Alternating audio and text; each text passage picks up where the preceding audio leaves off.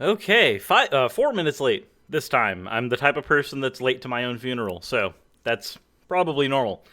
Also, there was a burp as well. I'm so prepared that I don't even have my bowel movements figured out. And I haven't even turned my freaking phone off. Because, of course, I'm great at all of this. This is a great 10,000 subscriber celebration. Let's celebrate all of the things that I am absolutely horrible at. Happy 10K. I at least have my audio working. You do? Yes. Cool. People can hear me and they can hear you on my channel. That's a goal. That is a goal.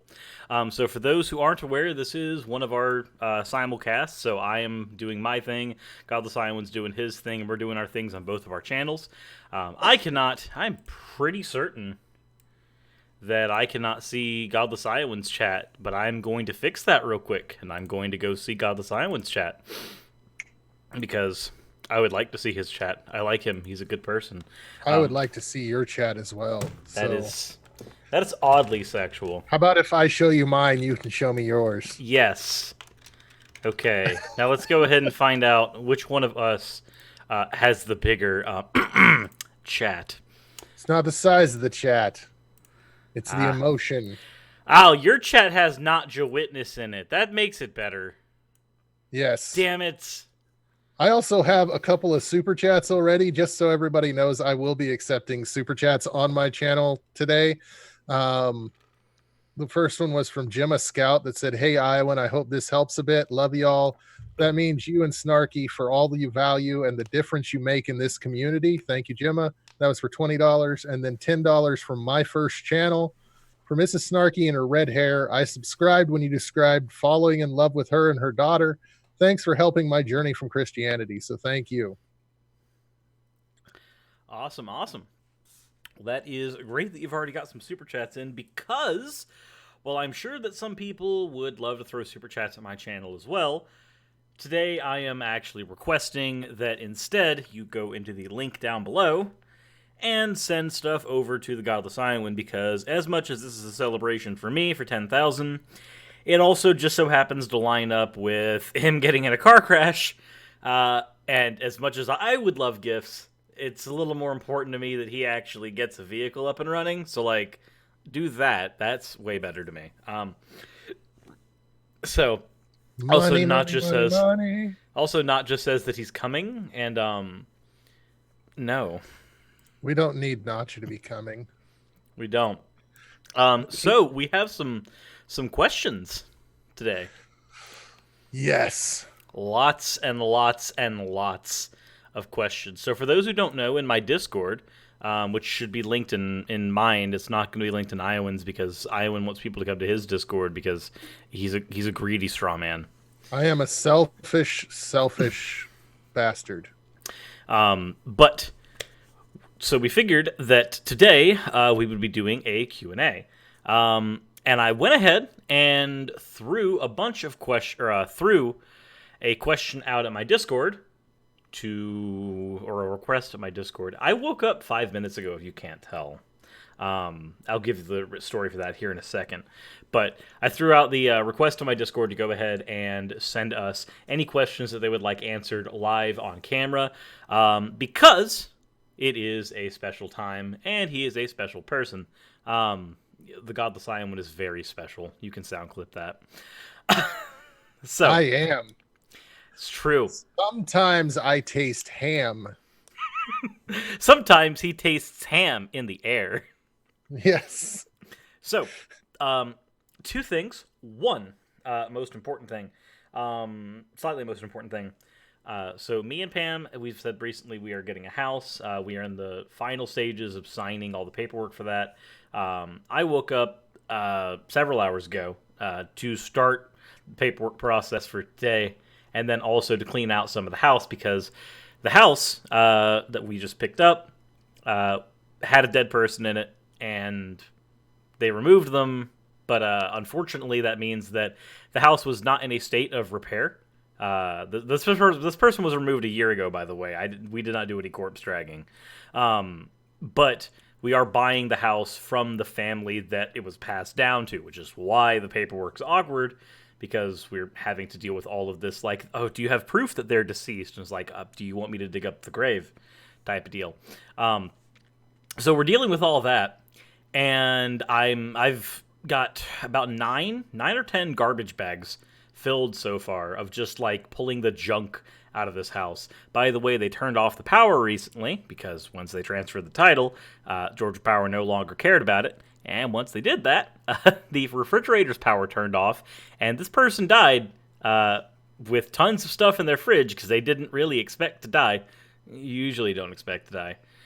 So that was fun and exciting, and it is now covered in all kinds of bleach. And I hate myself. Was the fridge haunted? You know what? It had about 1,000 different fly corpses in it and a few roaches, so yeah, I'm pretty sure very haunted. Okay. So yeah, this is our project over the next few days is to get this completely cleaned out so that we can get a renovation crew in there to get this house up to standards, rip out all the rotten wood and put all the good stuff in there that actually works. So yeah, no, it's fun. It's very, very fun. It just like sounds like I need to do a ritual in your house. The house is corpsey enough. We don't need any rituals in there. Yes. Ew. The Atheist Rationale said donated to the fund. Good luck on finding a new car. Also, congrats on 10 casers. Thank you, Atheist Rationale. Also, yeah. I need to get him on my channel again sometime soon.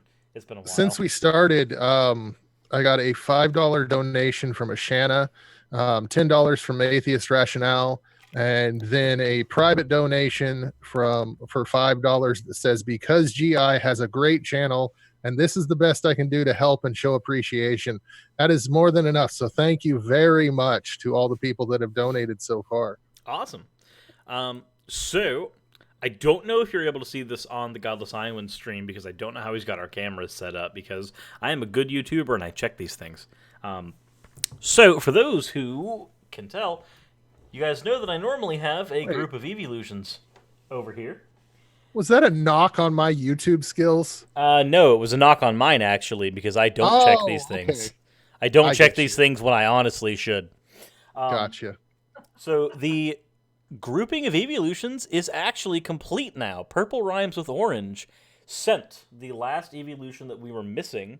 The plushes are like $20 each, so they were not exactly something that I was able to purchase at any point soon, because that's kind of a superfluous thing. But he went ahead and donated the last eeveelution that we needed to complete that, and I am incredibly helpful. I'm incredibly grateful for that because I am a nerd and a dweeb, and that's why I talk about religion and philosophy with fucking anime posters behind me and plushies over there, because why not? That's why we get along. I need because that's my aesthetic. Deal with it. So, do we want to go ahead and get into the first question? Before we do that, though, how are you doing, GI? I'm pretty good. I mean, going through a car crash was pretty crazy. I didn't even realize that I was in the crash until it was over. I hear your phone survived it magically. My phone did. So, hey, Motorola, if you want to sponsor me, I would totally shill out your Motorola Z3 Play, because this phone right here flew into my windshield, smashed down to the dashboard, went flying across the car a million different directions, and then landed face down on like a really hard ice scraper. And I picked it up, looked at it, not a bit of damage. This thing is a beast. And you know what? The whole reason he has that phone is because I have a Motorola Z2 Force, and I suggested that he get a Motorola as his next phone. Yeah, it was definitely worth it. I mean, seriously, this phone is awesome. And we did just get another $25 donation. I'm going to have to pull that up to see if there's anything wrote down. Sorry, this is the fun part when you just get to see me look down at my phone. It's that's also how my family gets to deal with me at family gatherings. Well, I mean, why not? Why not? That's how Ro- people want to. Ro- yeah, Robert says, "Is Cirrus a full blown furry?" No, I'm not a furry. Furry art of me exists on the internet because Rule 88 is a thing, but it does not make me a furry. And this was a donation from a Michelle, and it was for $25. It says it sucks not having a car. And I just want to say, Gaelic Knox, if you want to come over to my channel and get in my chat, I will mod you. You will be modded. Yes. You'll be modded, Gaelic. So, that said, Gaelic, you of all people know that I'm not a furry. You of all people should know.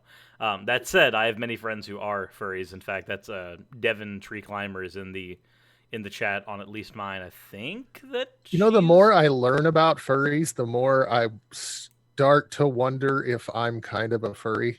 Oof. Yeah. I like it. I'm not like, I don't want to, like, I don't think I would dress as one, but I definitely like anthropomorphic animals. And like, yeah. Remember, we'll just leave it there. Yeah, we'll just leave that there. I'm gonna let you go ahead and play through Sonic 06 one day. And, okay. and see if you think any parts of that story get kind of weird. Anywho, so the first question that we have, and we're just going to go through it chronologically, time allowing, of course.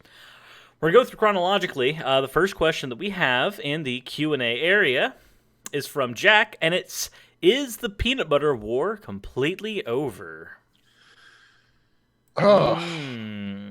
I mean, Bionic Dance destroyed us both, and it's just been like, how do we top that?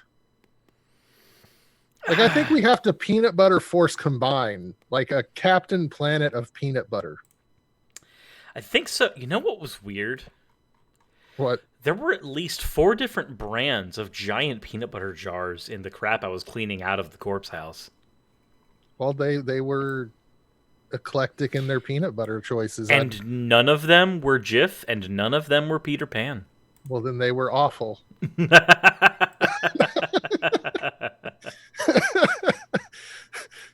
They didn't deserve their peanut butter. That's why that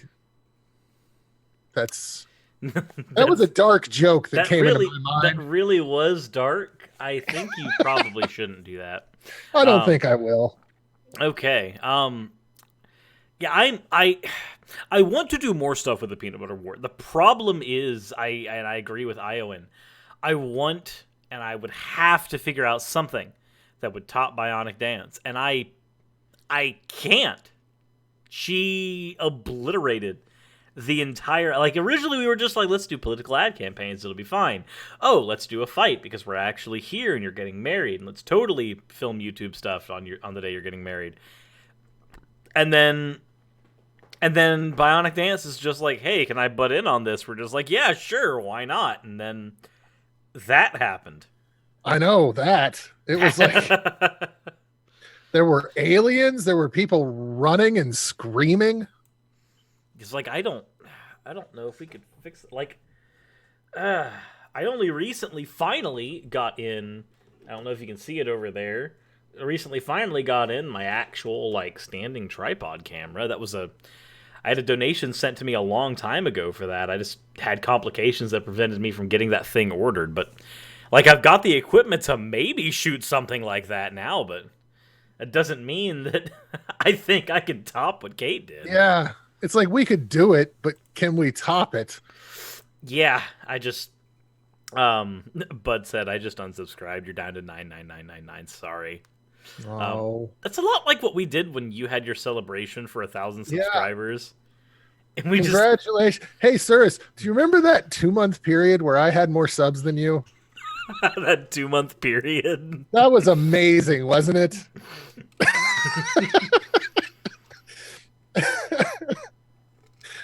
Wasn't that back when we were still in triple digits? Hey, believe it or not, there was about a 2-month period where I had more subs than Cyrus and Mr. Atheist. There was a period where I had more subs than Mr. Atheist too, and now by the way, if you look at his stuff on Social Blade, it says that he makes $160,000 a year now. I Which is know, but he great. doesn't. There's no way. Like that's we just got a $20 super chat from Chris Foster. It says, "This is not only for a car, but also because a while back you responded to me in a time of need, and your advice helped me get someone out of a dangerous situation with their fundamentalist parents. You're amazing." So thank you, Chris. Stuff like that is definitely why I do this. Oh, I see that Pure Ostension is in our chats, and I'm sorry, I love Pure Ostension, and I love the fan art stuff that they do, but there's like a mild nightmare quality to it. Just because of yours. Yeah. Yours had a nightmare quality. Mine was just awesome. Yours was just awesome. I had one that had just like lederhosen and stuff, and it's weird. Like mine, so for mine, if you were to take like an LSD type drug, but instead it just transported you into the essence of like Japanese anime. Like if I just took that, that's what mine took me to. Yeah, basically. Yours was kind of creepy. Yes. Yeah, no, the first fan art they did had my character dancing, and that was neat. The second one had my character being summoned into the world with like lederhosen and stuff, and I'm just like, this is that's scary. So our next question actually has to do with peanut butter again, because of course it does. I did this to you. This one is this one is from Intellectual Iconoclasm. What are your thoughts about peanut brittle? I'm not a fan. I love peanut brittle. Peanut brittle. Brittle? Yes. Yeah, I'm not a big fan of it myself. Gaelic Knox, thank you for the $10 super chat. Not as much as I'd like to give, but hope it helps, nerd. It does help. Thank you. But yeah, I love peanut brittle. But I haven't eaten peanut brittle in like 3 years, I think. Ew. Yeah. It's been too long. For me, I like peanut butter, but so many of the peanut butter flavored or centered things just leaves that kind of that peanut buttery aftertaste in my mouth, and like I'm fine with that when I'm eating a PB&J or something, or when it's mixed with chocolate. But then like I don't want that with everything. Yeah, and I know that the more I say this, the more it just means that people are gonna just be like, "Oh, so you're not embracing it enough? Here, let me just send you fan art where your hammer is actually just a jar of Jif."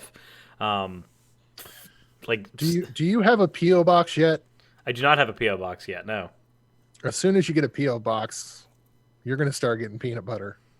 Yeah, probably. More than lots likely. and lots of peanut butter. Our next one is from Alvil Death the Viking, and it is: are you both subscribed to PewDiePie? Me, no. Me, no. Nah. I wasn't a fan of his content when he just did gaming content, and I'm not a fan of his content now that he does more random stuff. I don't care for him. Yeah, same here. I mean, I did learn about thumbnails from him, but that's about it. Yeah, I mean there's useful stuff that comes from it. There's PewDiePie can teach you a lot about like primal branding, but even then, I couldn't. His earlier videos had a quality to them that made me just cringe, and it was every time that he said fist bump. Like every time he said fist bump, I wanted to just move my thumb at least an inch away from the subscribe button. To the point where I had to rip off my own arm to continue moving inches further away from the unsubscribe button. I understand. I feel you, Cirrus. I see, and like PewDiePie started getting famous when my older kids were young, and they would watch him constantly, and it just It just ate saturated away you. at my life. It was I can't. I just can't watch PewDiePie. Yeah, I'm not a huge fan of that whole like. There's an era of YouTubers that came around that time. The PewDiePie, Markiplier, Jacksepticeye, and then slowly after that you've got like the Vanoss Gamings and the Mini Lads of the world, and it's just like there are people that like their content and their content is good. I'm not the person that watches their content. Now I like Jacksepticeye. He's pretty funny. And Markiplier has some like I don't like the gaming videos. Like I'm not big on watching other people game. Pure Ostension, 199 super chat, brum brum noises. Huh. That's about as surreal as their fan art. Yes. So from Esoliken, we have, what is your favorite Jordan B. Peterson quote, and why isn't it, what the heck is a Surus, and why is there a hammer involved? That's easy for me. My favorite Jordan B. Peterson quote is when he said, "It's not easy being green." My favorite Jordan B. Peterson quote is, "Hey, don't you like the quotes when he lied about that Canadian law and got famous?" I mean, I prefer the fact that my favorite quote, doesn't exist. There isn't one. Yes. Yeah. The jokes are funnier when you explain them. From the last Jacobite, we have, is Godless Iowan a scarecrow possessed by a demon? Am I a scarecrow possessed by a demon?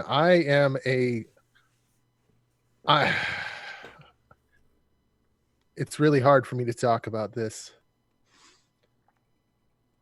I'm actually a demon possessed by a scarecrow.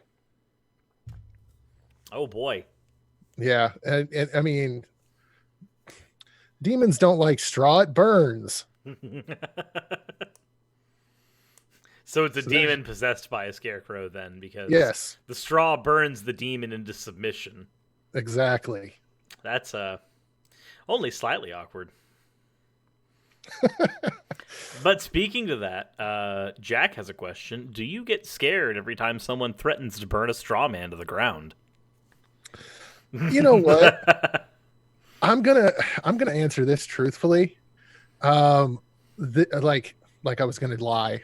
That was a weird way to answer that. I'm gonna answer this truthfully for once. Yeah, this one's gonna be true.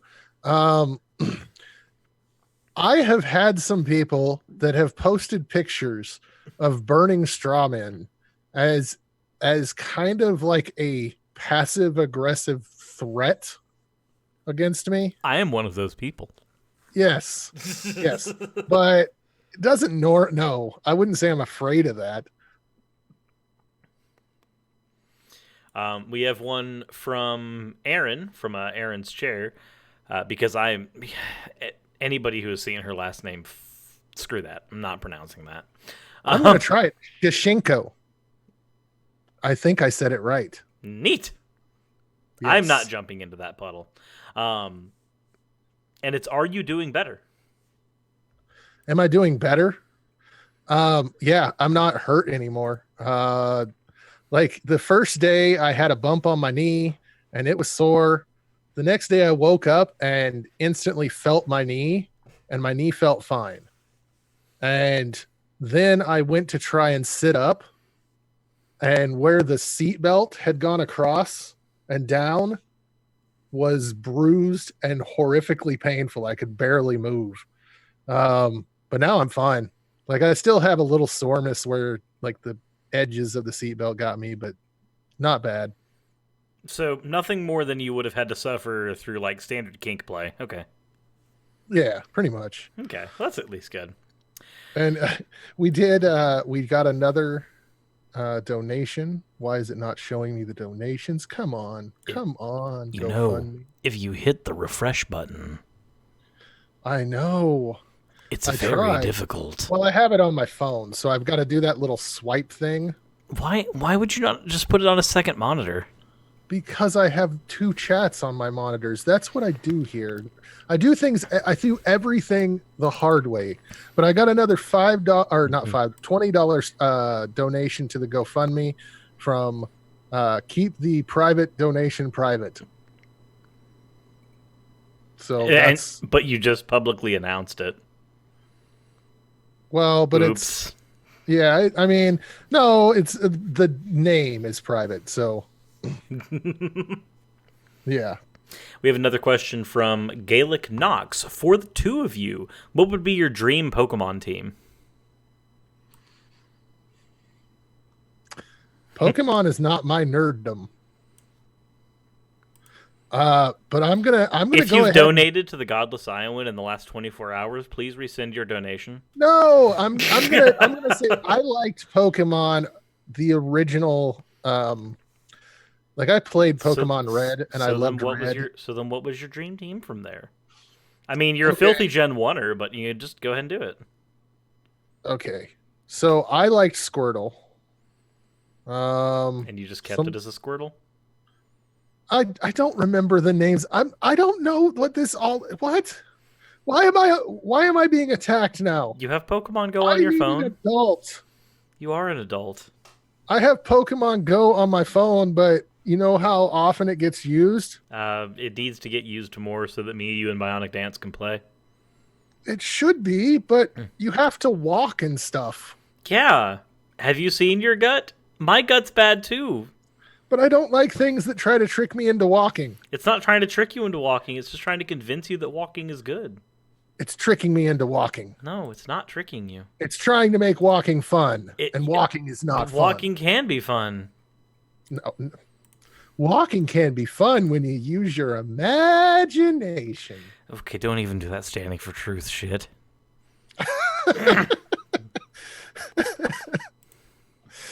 Oh, I don't know. I liked Squirtle. Squirtle was awesome. I liked I can't remember any names.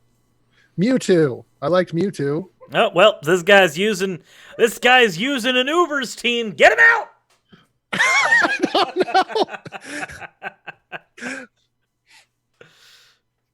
Oh. I used to actually do competitive Pokemon, so like when you say certain Pokemon names, I'm just like, I know what bracket that's in. Get it out of here.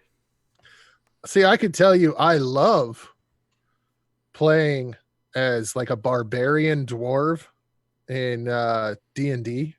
Mm-hmm. And yeah, like doing all this stuff. I usually like to play someone that's like off the wall, just kind of crazy. Fun. Okay, I'm gonna go ahead and make a team for the Godless Iowan. And you know what? It's gonna be a Gen 1 team because he's a filthy Gen 1er. Yeah, and it's gonna be I'm fine with that. It's gonna be just off the wall. Just beat your face into something senselessly until it dies, which seems to be the way that he would play. So we're gonna go ahead and go Blastoise for the Godless Iowan. I remember that one. Yeah, that Squirtle's evolved form, you nut. Yeah. We're going to go with Primate. We're going to go with Machamp.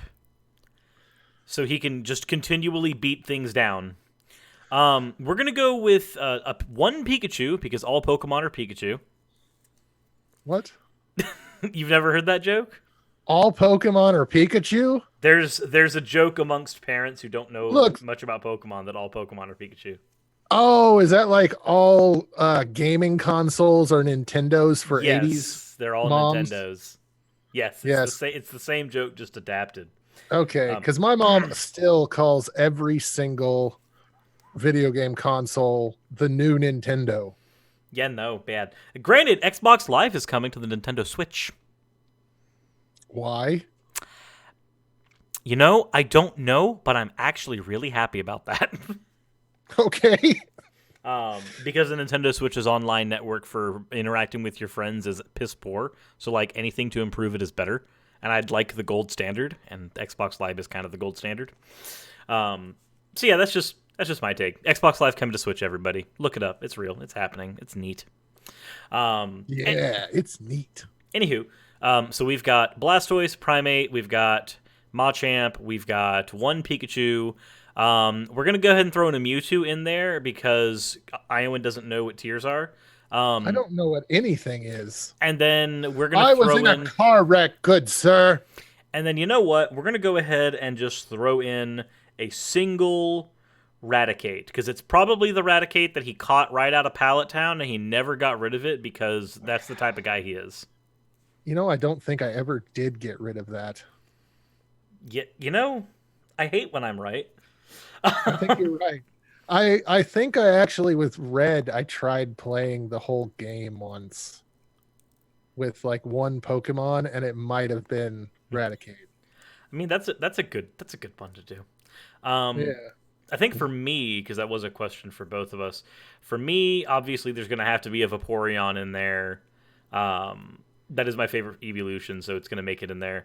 My team's going to have two tanks. It's going to have a Vaporeon, it's going to have a Meganium, because I like having a Drain tank. Drain tanks are aesthetic. I'm going to have one Gyarados as a sweeper. Trying to think of what else I'd like in there. Maybe a Belly Drum Charizard. Belly Drum Charizard's neat. It's like you let it get out of hand for like half a second, and then it just rips you apart. Then probably a Zapdos for type coverage. And if we're allowing all tiers, then I might throw in a Gengar, just to make a Gengar. Even though that's a broken UU/Ubers type of Pokemon. So, anywho, that would be my team, probably. Not the most balanced team out there, and it definitely doesn't have any central theme, but it is several Pokemon that I like that all except one pretty much fall into UU tier, and that's what I prefer playing UU when I'm doing competitive. So that's just me. And if anybody doesn't know what UU means, it's underused. So yeah, there we go. I don't know what any of this means. Well, that's okay. You don't have. It's okay. You get hammer pats on the head, which may or may not be hard and violent. I should do that. I don't have a hammer. I have a Dr. Pepper bottle, and I could just smack my head in a Dr. Pepper bottle for however many super chats I get. You could. Or you know donation. What? You know what we need to do, Island? We need to get you Pokemon Sun or Moon, and just like so you can play through one of the recent ones, and just enjoy yourself. Just lose myself in the world of imagination. Yeah, basically, like it would be neat. Actually, you've got dude, you've got a Switch, don't you? I do. Well, Snarky has a Switch. You have access to a Switch. Snarky has a Switch. She has it under lock and key. Like she's currently probably just waiting to play it right now. Fake news. It's kind of true. Yeah. It's kind of true. Okay, you not get either Pokemon Let's Go Pikachu or Let's Go Eevee. Just whichever one you'd prefer. Trust me, it's Pokemon Red and Blue remade in 3D, and it's really good. Okay, awesome. I'll check it out. You don't get assaulted by Zubats in Mount Moon. Pokemon physically walk around in the world, so you can actually just walk around the Zubats. So that's a neat thing that they did there. So yeah, do that to get back into Pokemon, and it's Gen 1 only, so it's good for the filthy Gen 1ers. Well, I like Gen 1. There's 150 or more to see. To be a Pokemon master is my destiny. Oh my god. You know what? While you're playing through it, turn on Netflix and just play the Indigo series. Oh, Freaking drown yourself in nostalgia. I will. Good. And please let me be over there during that. That sounds fun. Pokemon? Okay, so the next one is from Jack. If you could do a collab or debate with absolutely anyone, so I guess it's the two questions, really.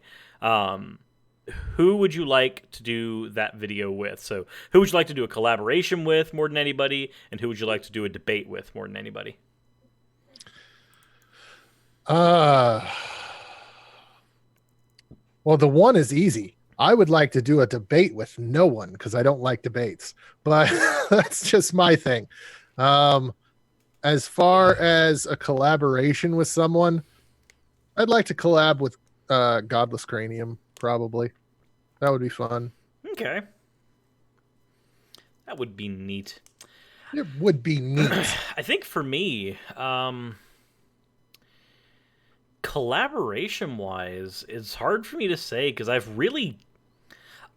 think maybe I'd like to do a collaboration with Vice Rhino or Professor Stick, because those are two of the only creators that I haven't done collabs with that I really want to. Technically I haven't done a collaboration with Godless Cranium, so he would be up there as well. As for debate, I actually do debates. So, You do. yeah, I do. Yes. Also, Gage Paragon says Vaporeon versus Golduck. Actually, Vaporeon is better than Golduck stat-wise. Golduck is a very not good sweeper. It's not a good, it's a very bad mix-up fighter. And Vaporeon actually is a tank. So, anyway, that was just in my chat, so I figured I'd go ahead and address that. But That's a good idea. And I would say for like a $50 donation, we can promise we'll not talk about Pokemon anymore. I can't promise that. I really can't.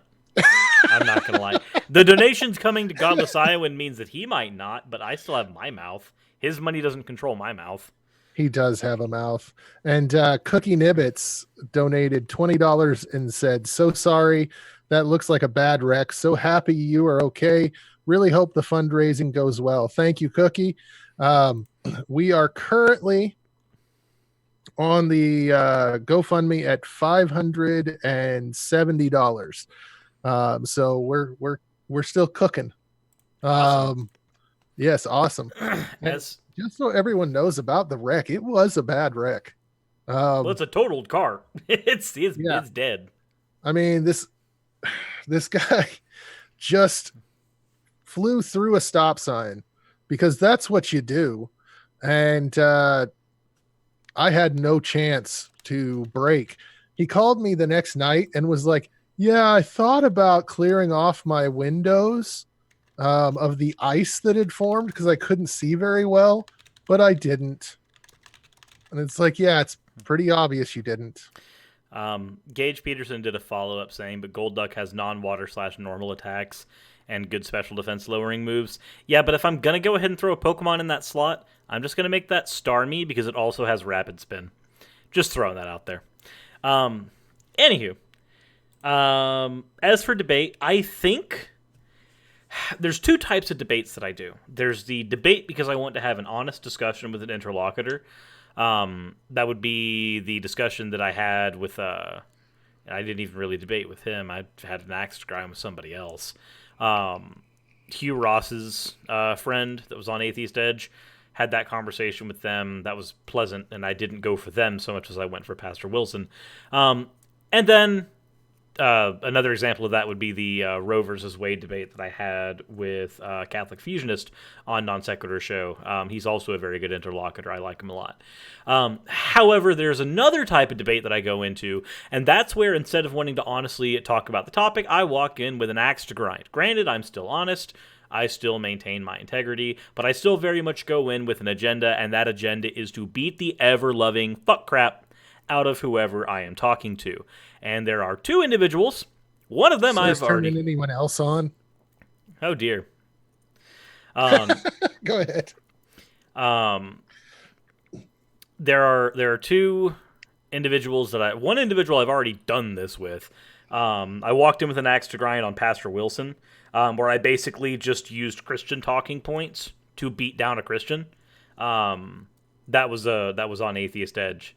And if you guys ever want to see a conversation that makes it seem like I'm batting for the other side the entire time, up until the very end, just to undermine somebody, that is that conversation. I was not very happy. The person that I'd like to have an honest conversation with, I would like to have an honest conversation with William Lane Craig, because I I think he realizes that arguments like the Kalam get you at best to a type of deism and don't actually get you to Christianity. And I would like to have a conversation on how you get Christianity from the Kalam. I think that would be an interesting conversation, not necessarily a debate, but a conversation. How can you possibly get Christianity from the Kalam, considering that it was originally meant for Islam? And I think that you would get about as much of a Pokemon as you got from the Pokemon discussion from me. So probably nothing really worthwhile. Yeah. And then who would I like the other type of debate where I walk in with an axe to grind and go, I'm here to step on your throat. For that type of debate, Steven Anderson. He's left me on red. So I've already challenged him to this debate. And the debate was mainly going to be on exegesis. Basically just letting him know that one, being a KJV onlyist means that he's given up all scholarly rigor when it comes to being able to engage in proper hermeneutics and proper exegesis. Yeah. And two, being a literalist means that he's given up all scholarly integrity. And the fact that he's a teacher, because that's what a pastor is, the fact that he's a teacher to an audience, I just kind of want to do an entire step on your throat. Not unlike what happened during the Inspiring Philosophy and Kent Hovind debate. I feel like it would go very much the same way, where I'm just sitting there going, here's what that word meant in Hebrew and why you're fucking wrong. Here's what that word meant in Greek and Aramaic and why you're fucking wrong. That's pretty much all that conversation would be, is him just pulling up scripture and me just going, that verse doesn't say what you think it does. Here, let me look it up for you. I guess for me, I can answer the question in a different way. Like, people I'd want to have a discussion with. I'd like to have another discussion with Arn Ra. Really enjoyed that when I had him on my channel. So I'd like to have a discussion with Arn Ra again, not a debate or anything. Like I said, I'm not a debater. Burjo said you never replied to my comment on your complacency with violent rhetoric towards Powell and Anderson. That shit isn't cool. You'd have to cite which violent rhetoric, because if memory serves, I've never said it.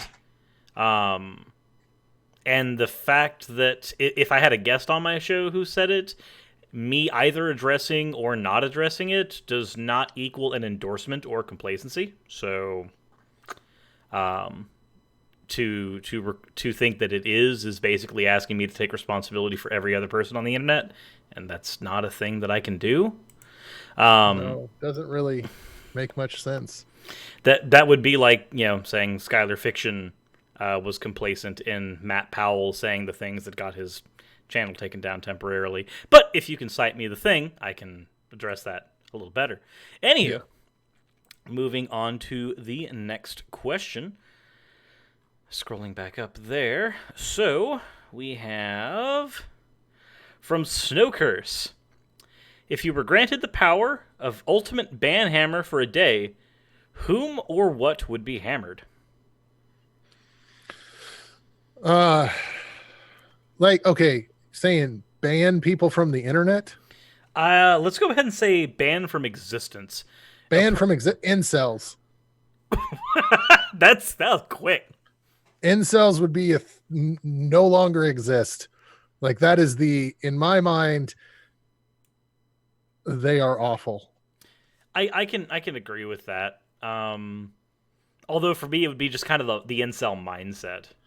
Well, yeah. Well, Not see, I'm thinking, like, if you get rid of incels, you're getting rid of people that are hateful. So you're probably eliminating a lot of other hate groups as well. You get like the Venn diagram where they're just overlapping. Exactly. Like, you're lessening the hate by a lot online. I'd say for me it would be your very rabid conspiracy theorists. Yeah. Granted, everybody's got at least one conspiracy theory that they think has at least some merit. And there are some conspiracies that turn out to be true, like the sinking of the USS Maine, that was not done by the people we said it was done for, and we used that as an excuse to hop into a war.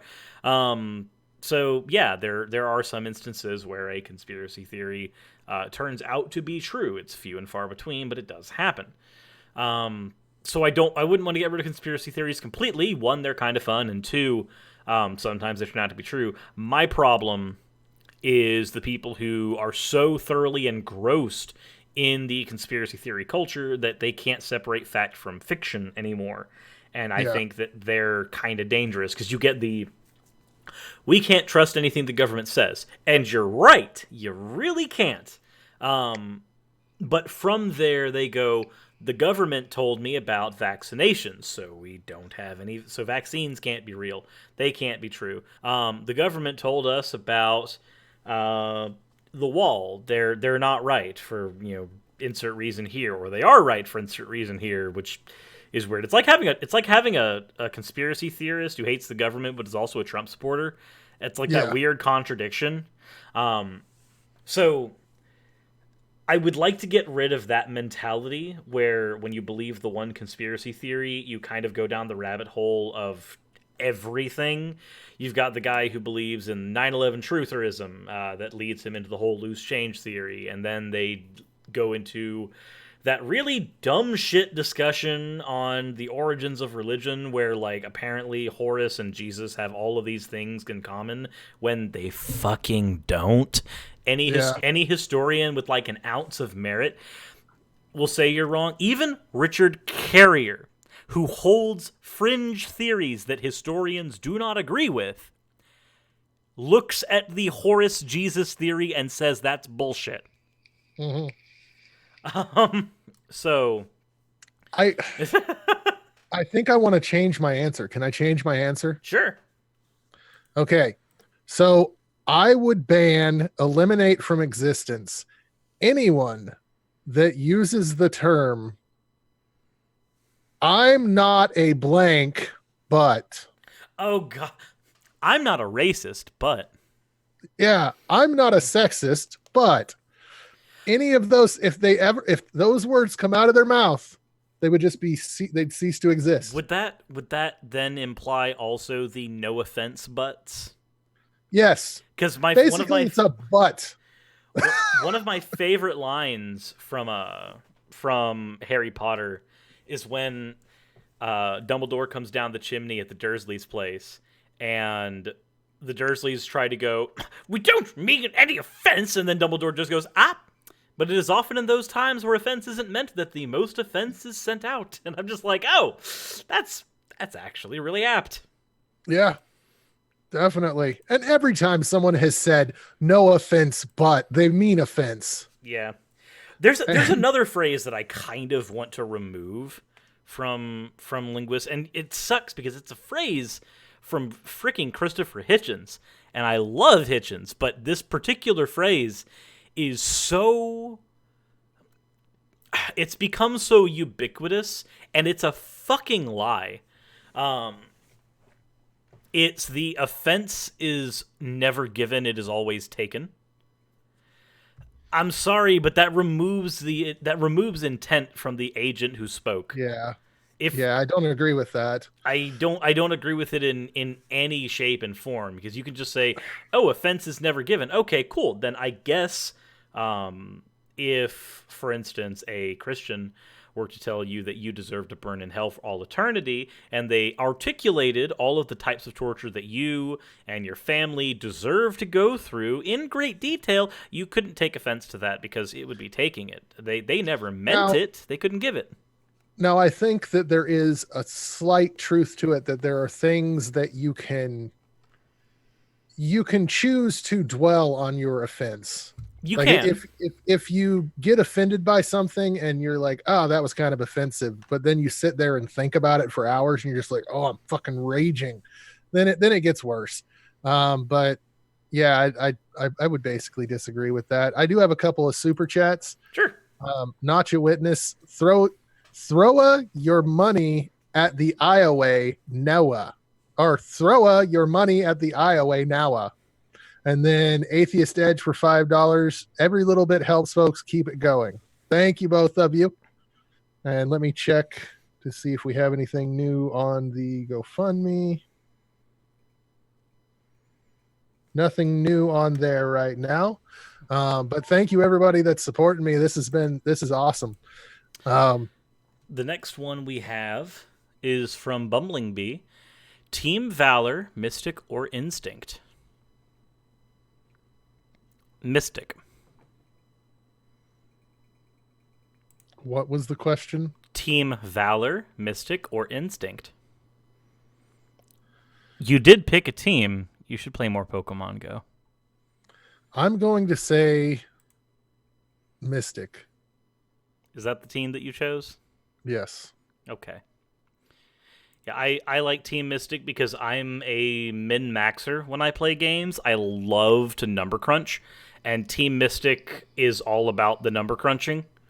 Why can't I be Team Rocket? Because then you'd be blasting off again. Yeah. I like being the bad guy. Our next one is from Jack. If you could go back with everything you know now, would you change anything? And assuming it's safe for broadcast, what? And I'm going to go ahead and throw out. I'm going to go ahead and get rid of the standard options.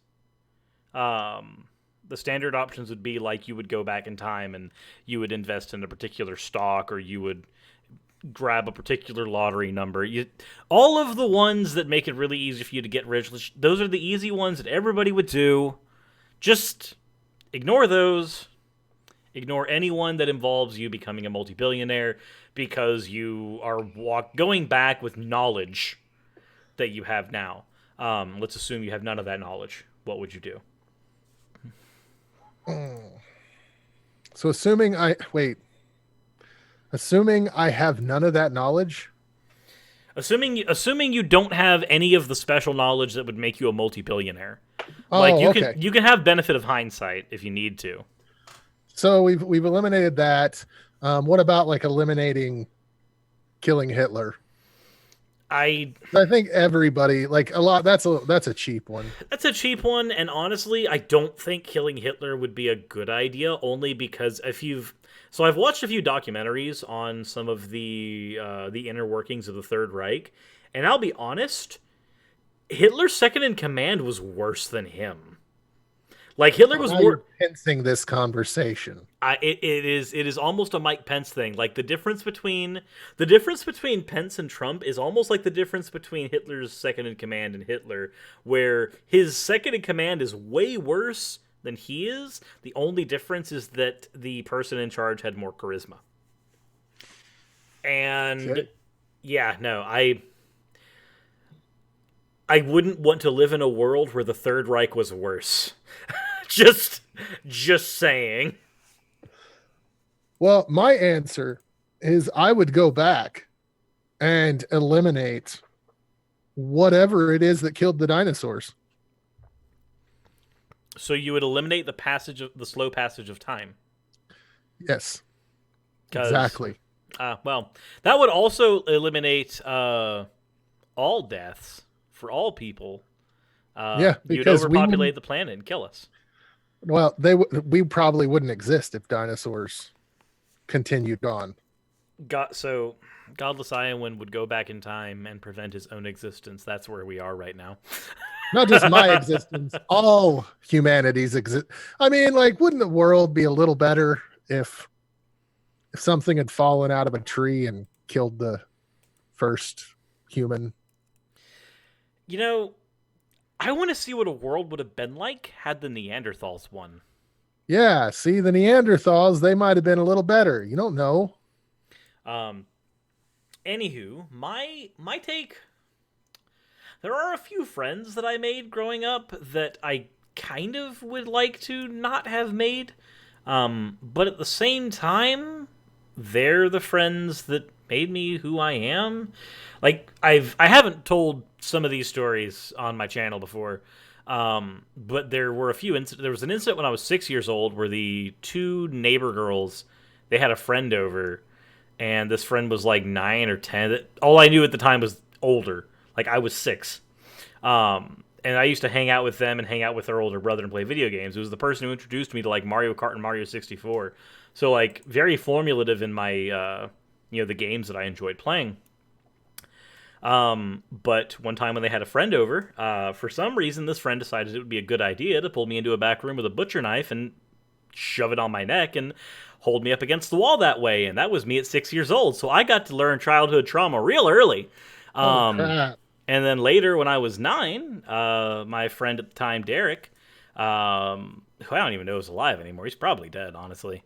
But he and another friend of mine, Aramis, they decided that they were going to ask me to sit on a couch. And me being, 9 years old and doing nothing but playing video games with these people, I was just like, okay, cool. They're going out to grab something. They go into Derek's dad's room and pull out his shotgun, aim it at me, and pull the trigger. And of course, it's not loaded, but there's always that chance it could have been. Crap.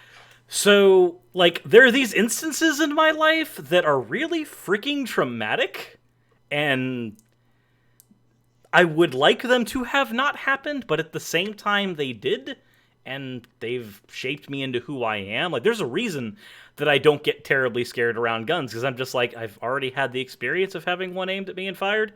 I got to have that experience real early.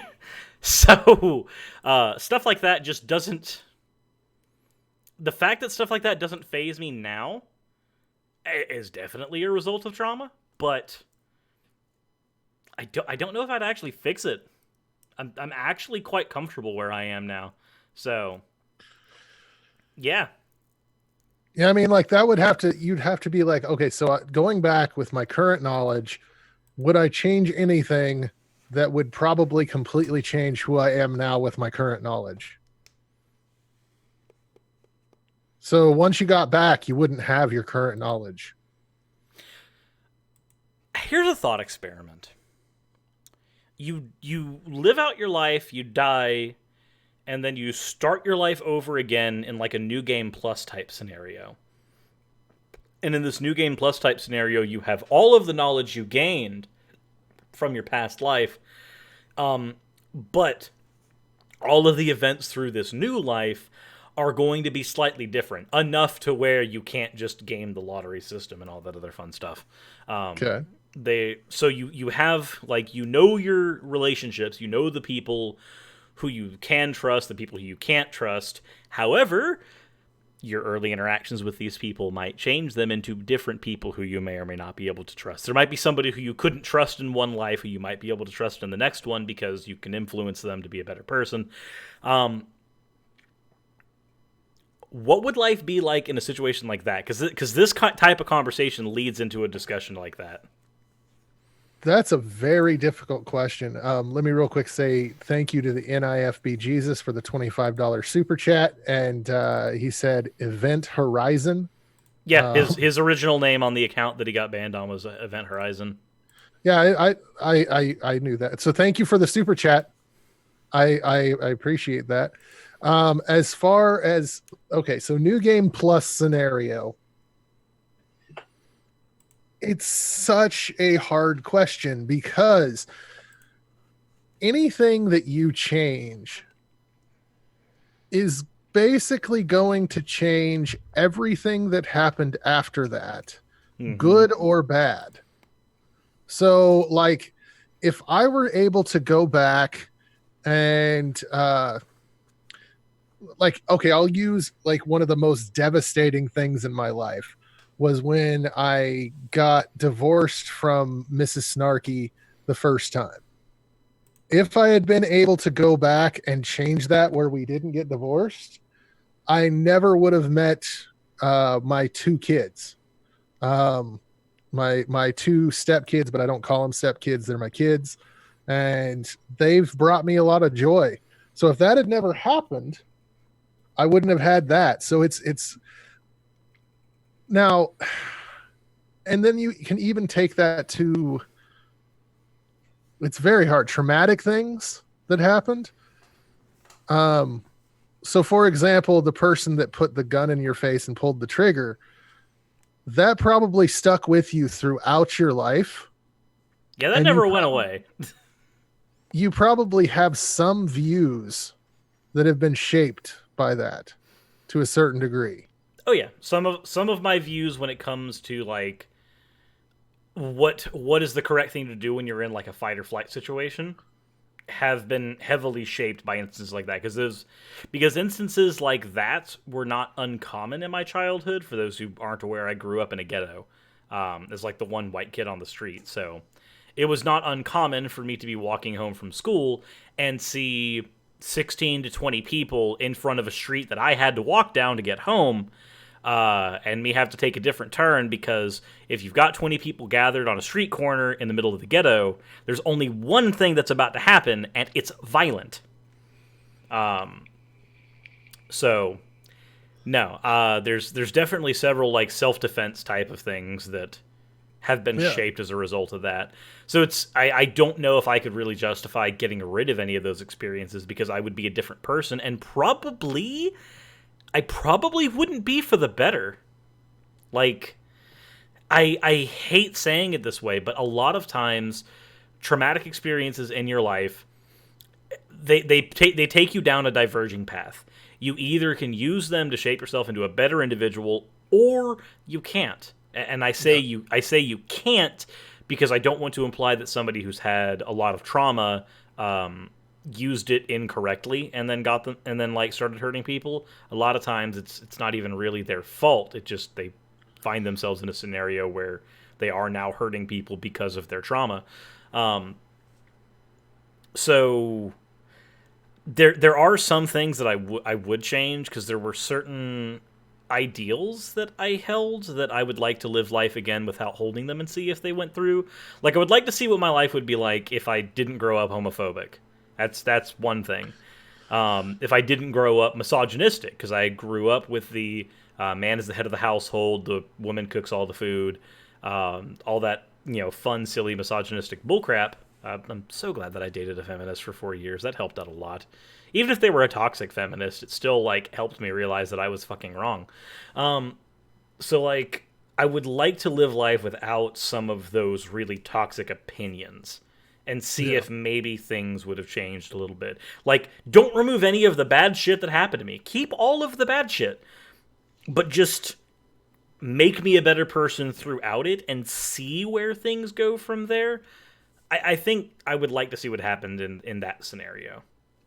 Well, and it might make things a little better going through something if you already knew that things were going to get better afterwards.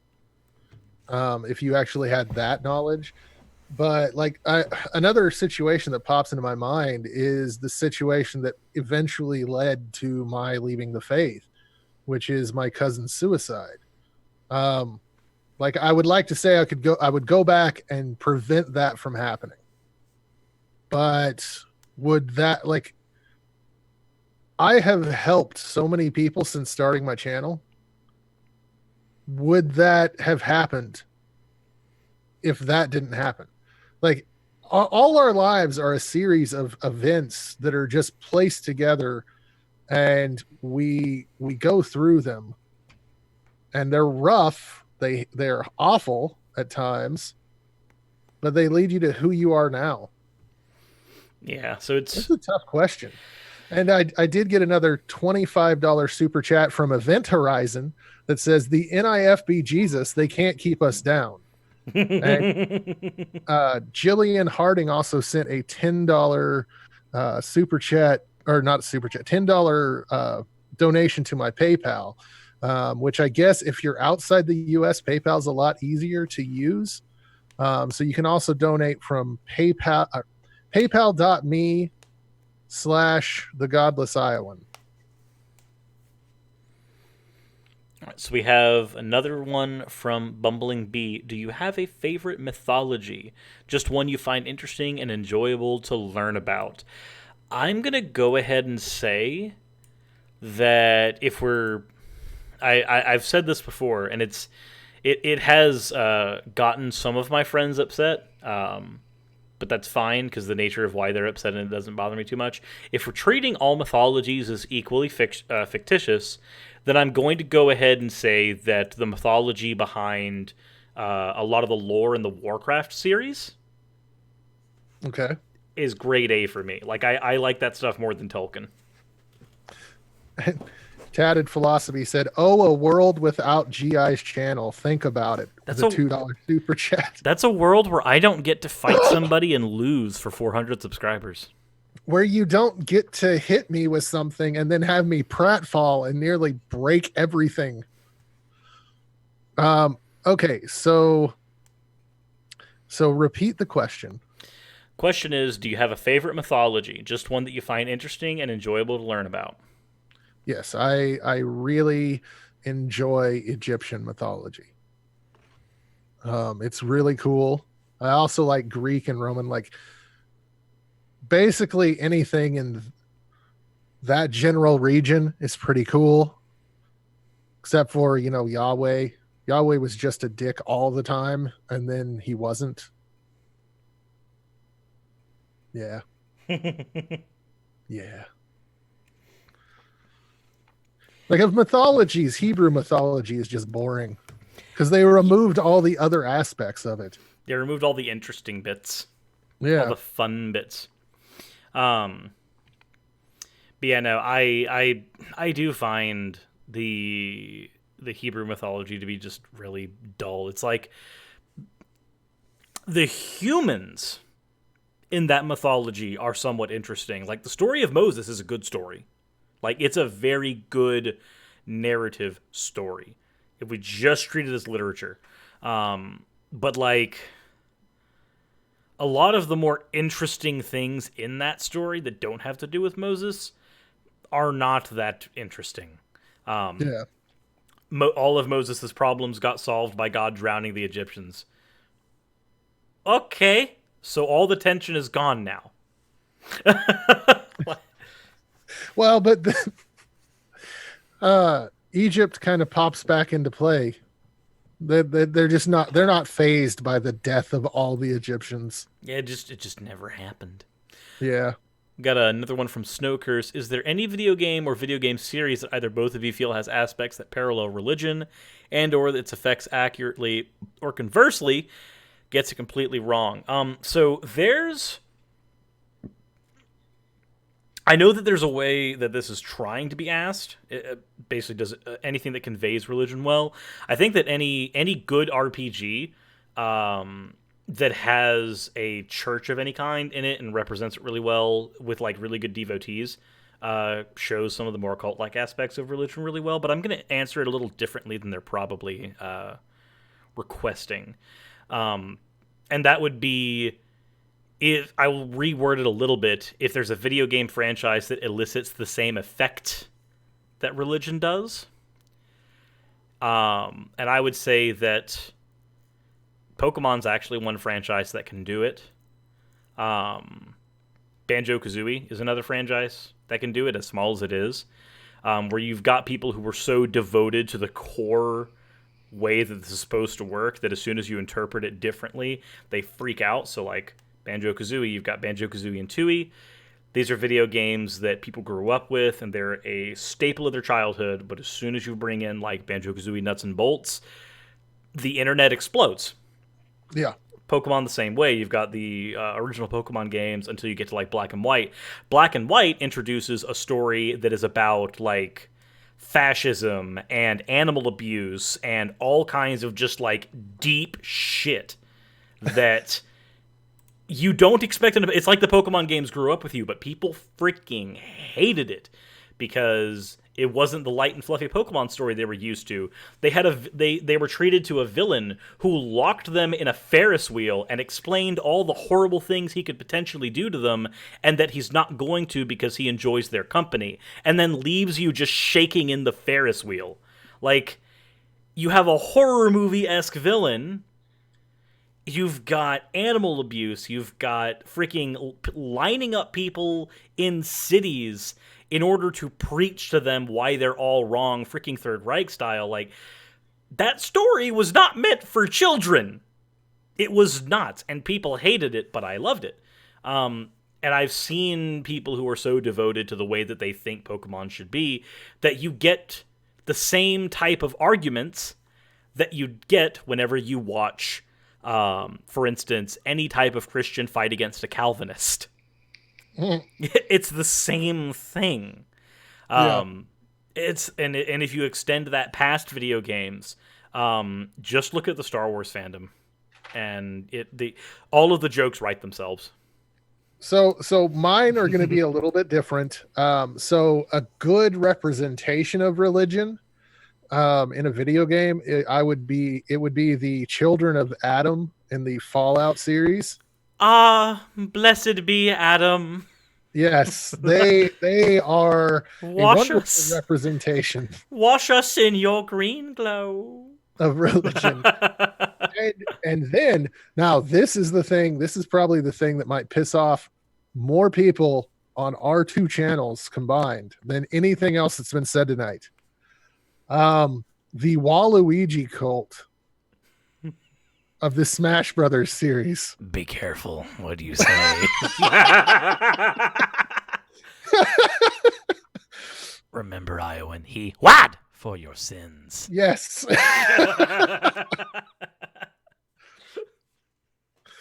Oh, and yeah, the Brightons in New Vegas were also a good one for Fallout.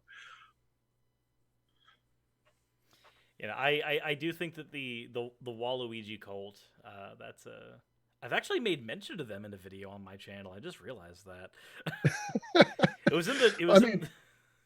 They get like passionate. They're just they want that Waluigi in, and I understand it, but it's one character. Hey, we got the best Mario character in Smash Brothers instead. Iowan, if you weren't aware, they gave us Piranha Plant. Well, that's what you wanted. That's what all the fans were calling for, Piranha Plant. Literally none of the fans were calling for Piranha Plant. Yeah, I know. I really feel like Piranha Plant was Nintendo's fuck you to the Waluigi cult. Mm-hmm. Like I can't see that any other way. Like, you want Waluigi? Here's a Piranha Plant. You're also going to get some other characters that nobody knows who these people are anymore. We have one question from the White Engine. Will you have a jelly war? I don't like jelly. So no, we're not going to have a jelly war. Yeah, I don't like jelly at all. Jelly is just... it creeps me out. I don't know. Like, it's one of those things that just... ugh. The tartness. So Burjo said if I'm wrong, and someone else other than Sarah said the thing about the BB gun. Okay. If I did say a thing about shooting Matt Powell or Steven Anderson with a BB gun, then I would apologize for that. But I also find it really hard to feel bad about saying that. Like, I know that sounds bad. I know it sounds really bad. But I find it very hard to feel bad about saying that when they've also incited literally, lining up people from the LGBTQ community and murdering them. I feel like in a lesser of two evils scenario, firing a BB gun at somebody, let's just say in the thigh, that's not quite the same. It's not quite the same thing. But I do recognize that could be seen as an incitement to violence. And if that is the case, then that's problematic. But our next thing is from... we're learning and growing here. Our next thing is from Seraphim Hyde. If he has car insurance questions, I'd be happy to help. For both of you, when you realized you no longer believed, how did you feel and how did you cope if it was a negative feeling? For me, the transition took several years and it was so slow that by the time I didn't believe, it just didn't feel like anything. It just kind of happened. For me, it was pretty crazy. I've detailed it all in my journey away from faith on my channel. But at the same, there was some pretty significant moments where I was just like, damn, I no longer believe in that anymore. And once it got to the point where I was like, I don't believe in God anymore. I was still a minister at the time. So it's like, I was having to go to church and you were having to preach Greek philosophy. Yeah. Yeah. So the Bible says this, and now we're going to talk about apology, Plato's Apology, because it's a better story than this weird ass thing that I just read in the Bible. Yeah. We've got one from Oz. Anything that comes from Oz, I'm wary of. Considering, Now, is Oz the one that had you sing? yes, Was it "Let Me Drive a Van into Your Heart"? yeah, or Let me drive a van into your heart. basically. So his is: do you think there can be a place for religion in the world? In other words, can there ever be a valid reason for someone to be religious?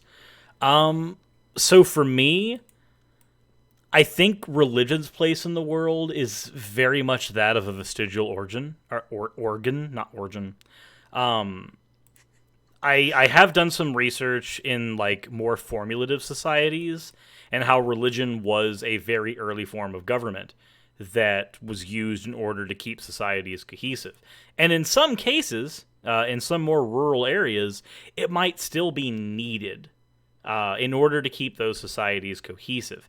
However, my problem with that, though, is that religious arguments, as opposed to arguments that can come from something like the government, and even those kind of have the same issue, is that to the societies where those religions hail from, those arguments feel as if they're unassailable. And I don't like that, because I don't like when an idea can't be questioned. I think all ideas should be up for scrutiny. And the problem I have with religion in its current form, and unfortunately the monotheisms are dominant, so in its current form, predominantly, we have to deal with the situation where we have religions that have inerrant texts that are unassailable, that we can't ask questions of, and the only way to get real answers for these questions are by asking about deities that, as far as we can tell, don't exist. Yeah. Like for me, it comes down to force, really. If we could get to a point where the religions stop trying to force their beliefs on other people, where if someone is able to go and, like, kids are able to research all the various faiths and the absence of faith as viable choices throughout life. Sure. But I think there's inherent harm in forcing someone to believe something. Yes. So I don't know. Like, but it's not like religion is the only place where there's a lot of stupid. Like Star Wars fandom. Yeah. There's a lot of stupid in just about anything out there. Yeah. I think that there's another side to this question, only because I see this conflated a lot. Theism is not religion. Because you can have theism without religion. You can have religion without theism. They are, one is a set of philosophical positions, and the other is a set of religious positions. So let's go ahead and rephrase that question, just to answer it as cohesively as we can. Do you think there's a place for theism in the world as well as religion? And I'll let you go first on that one. Do I think there's a place in the world for theism as opposed to religion? Yes. So let's say theism without dogma. So there's no doctrine or dogma, just the idea of a God belief, even down to like deism. Like, okay, so theism itself, I still think that some people could get wrapped up in it with their own ideas, and it could still be harmful in some ways. But I think for the most part, theism itself is just, there's not much to it. So yeah, a person could be a theist or a deist and still not be forcing things on people. Now, there's a lot of people out there that will claim that they're deists, but engage in the most rabid Christian apologetics. Yes. And we don't even have to name names. We know who we're talking. One of the people we're talking about there. But yeah, if they claim it, but they still use apologetics doesn't make sense. So Yeah, I think for me, the only problem I have with theism is the same issue that I have with religion, where there can be an aspect, depending on the deity that you're espousing, there can be um, an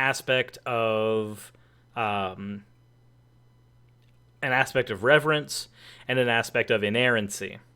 So, for instance, you have somebody who has a mental health condition. The mental health condition is not theism. Theism is not a mental health condition. Religion is not a mental health condition. People who say that they are need to go read the fucking DSM-5 all the way through, and as soon as they can hit Control F and find religion in there, meaning what they want it to mean, then go ahead. You're going to be reading all day and finding nothing. Anyway, if you have somebody who has a pre-existing condition, I can see how believing that, like, for instance, you hear voices in your head, and you believe that that voice is a god because you are a one of the monotheists, because they're the ones that classically have the inerrant gods. So you have a monotheistic person who has voices in their head and then attributes those voices to God. Now all it takes is, and we've seen this happen before, all it takes is that God telling them to do one bad thing for them to do that one bad thing without question. Whereas there might have been some second takes without the inerrancy problem, but then all that really is doing is just making the God belief exacerbate something. That's my one fear, is when you've got somebody that thinks that what they're doing is God ordained, and it leads them to do something harmful, and because they think it's God ordained, there's no way to question it. That's my biggest fear, and we've seen it happen before. But I don't think there's really any way around that. no, I would agree. Our next question is, if it was mandated by law that you had to profess a belief in a religion, even if you didn't really believe, what would you believe and why? Mine would be I would profess a belief in whatever the most popular religion was at the time. Well, but okay, so is this a situation where it doesn't matter what faith, as long as you profess a faith, you're not going to be persecuted by this world government? So let's to answer that holistically, let's go ahead and just say it's both. So in one sense, you've got, as long as you believe something, then you're fine. And in the other sense, you've got something like what happens in Egypt and Saudi Arabia, where if you profess a belief in something like Christianity, it's more accepted than atheism. However, if you accept that, then you also have to live a life of a second-class citizen. Yeah. So in scenario number 2, I mean, I'd be undercover with probably, like Sir said, the most popular. In number 1, the Church of the Flying Spaghetti Monster. The noodly appendages. Yes, exactly. I'm just going to subscribe to the Church of Arceus. Like, I'm sure at least one other person would believe it as well, and you only need 2 for it to be a full-on religion, so why not? There you go. We'll just do the Church of Arceus. Next one is from Zero Wolf, and it is... that's the one I just read. We have one from Pons. What are 3 of your favorite anime shows and why? You can go first. Okay, so as far as anime, my abs. Okay, so wait, does it have to be shows or are we talking movies? Because I don't enjoy a huge amount of anime shows, but I do like full-length movies. But I mean, I can do both. Let's separate it. So your 3 favorite movies and your 3 favorite anime. Okay, so if we were to go with movies, and now my mind's gone blank. Akira is my absolute favorite. I have loved Akira since I was tiny. And then the original Ghost in the Shell movie. Really enjoyed that one. And what's the name? I can't think of the name right now. My mind's gone blank. What happens in the movie? There are vampires, and they kill people. Like Yeah. my Yeah, that doesn't help. No, it doesn't, because there's lots of movies like that, and that's what my mind is trying to mix it with shows. As far as TV shows, it's pretty easy. I absolutely loved Inuyasha. I was a Toonami fan, a kid growing up. So Inuyasha, Big O, I absolutely loved, and Death Note, were all incredible. Vampire Hunter D, there we go. Thank you. Okay. Yes. So I'd say for me, and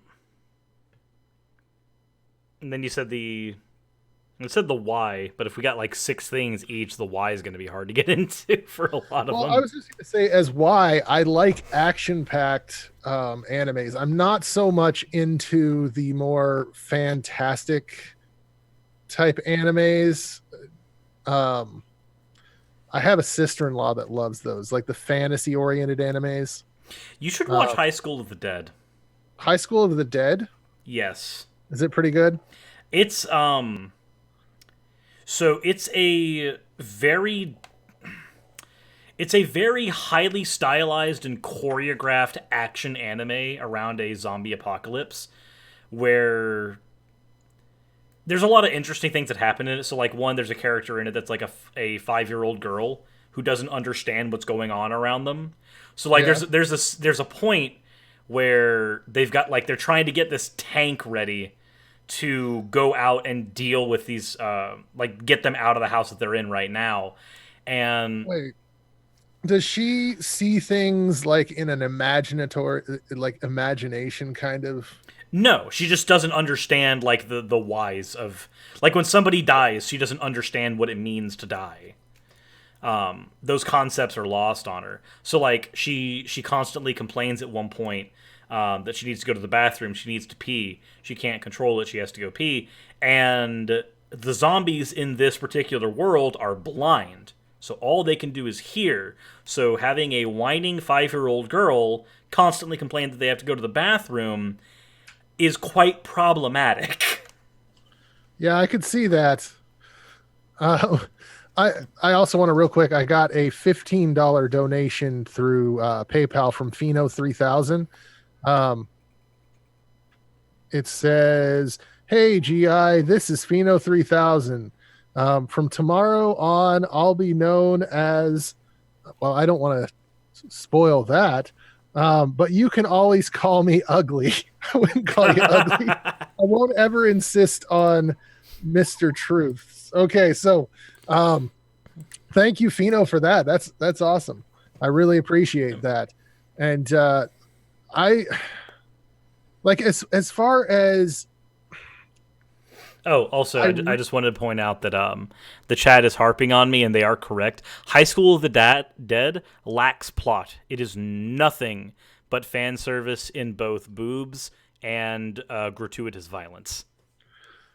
well, I mean, like, I'm down with gratuitous violence and the like, but I do enjoy a plot. But like, being zombies, like, I have a very low bar when it comes to what makes zombie stuff good.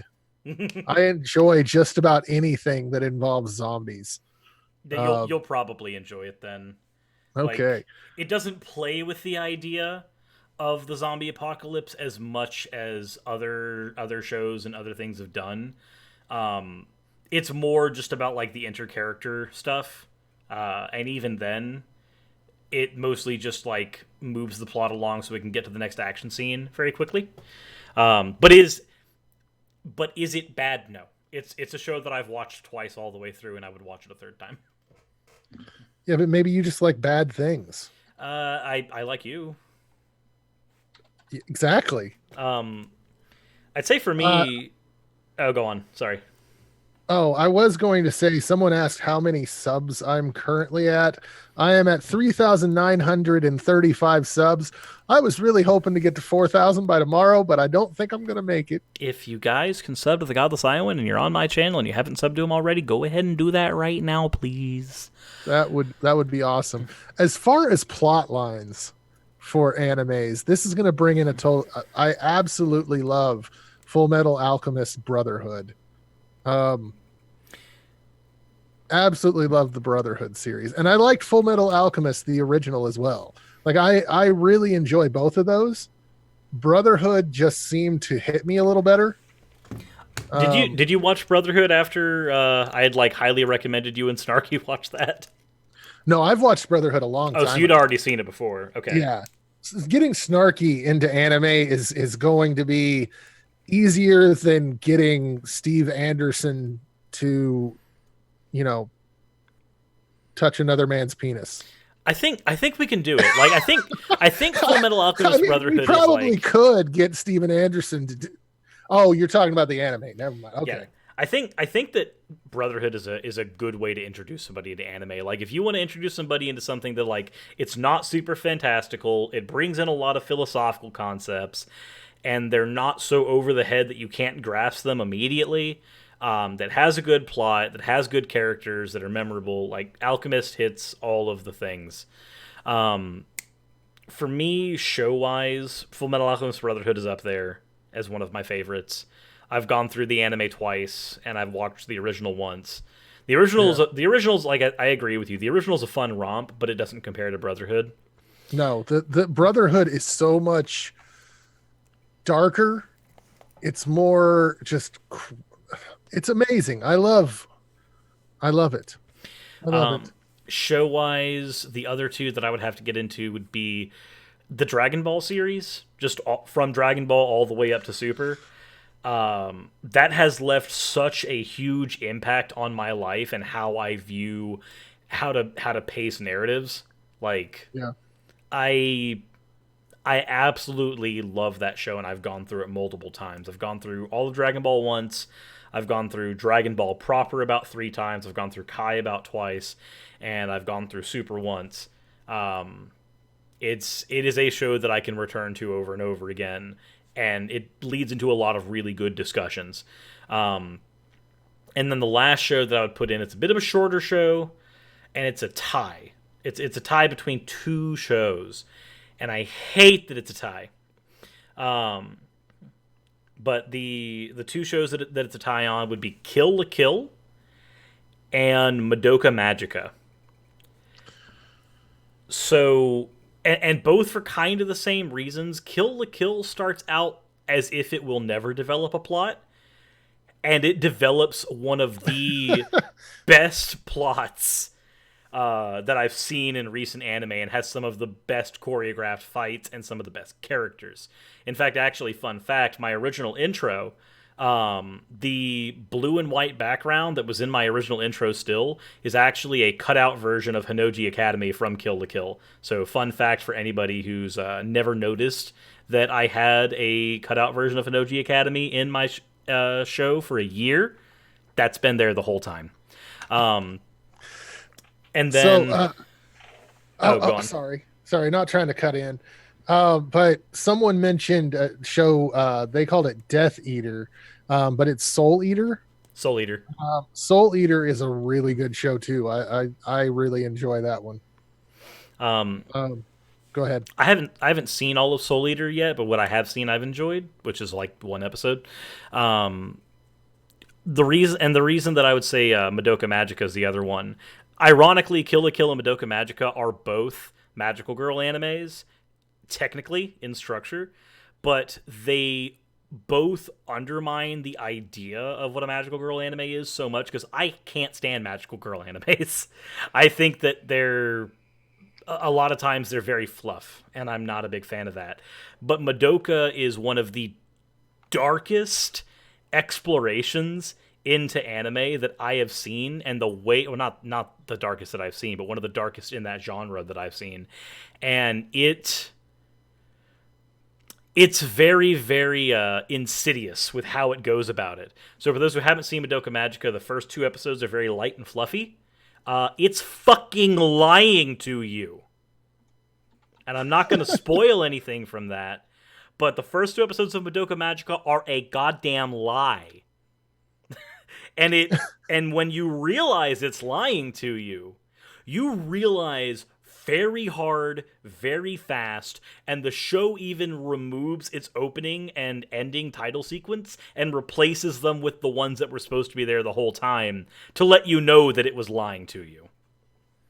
So yeah, no. Wonder Lady made me laugh in my chat over here. It said, Soul Eater, warning, first 3 episodes are character introduction. And yes, it's a very slow to start, but once you get through that, it's great. And another anime that I'm just gonna toss this out to both of our chats, because we have some awesome nerddoms in both of our chats. I can't remember the name of this one, but it had to do with, I believe it was a girl who could shape things in plastic, or not plastic, paper. She could shape paper, and then she could use the paper as whatever object she shaped it into. And I cannot for the life of me remember the name of this anime, but I absolutely loved it. And Read it's or just Die. been Read or Die. Yes. Yeah, Shell Maxfield mentioned that in mine. Yes. Read or Die. Thank you. I have been trying to figure that out forever. Say for movie-wise, mine's really hard because like I want to just chuck in a bunch of Studio Ghibli.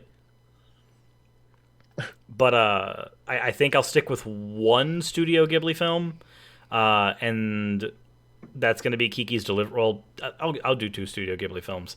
I'll go ahead and bite the bullet and say Spirited Away because it's good.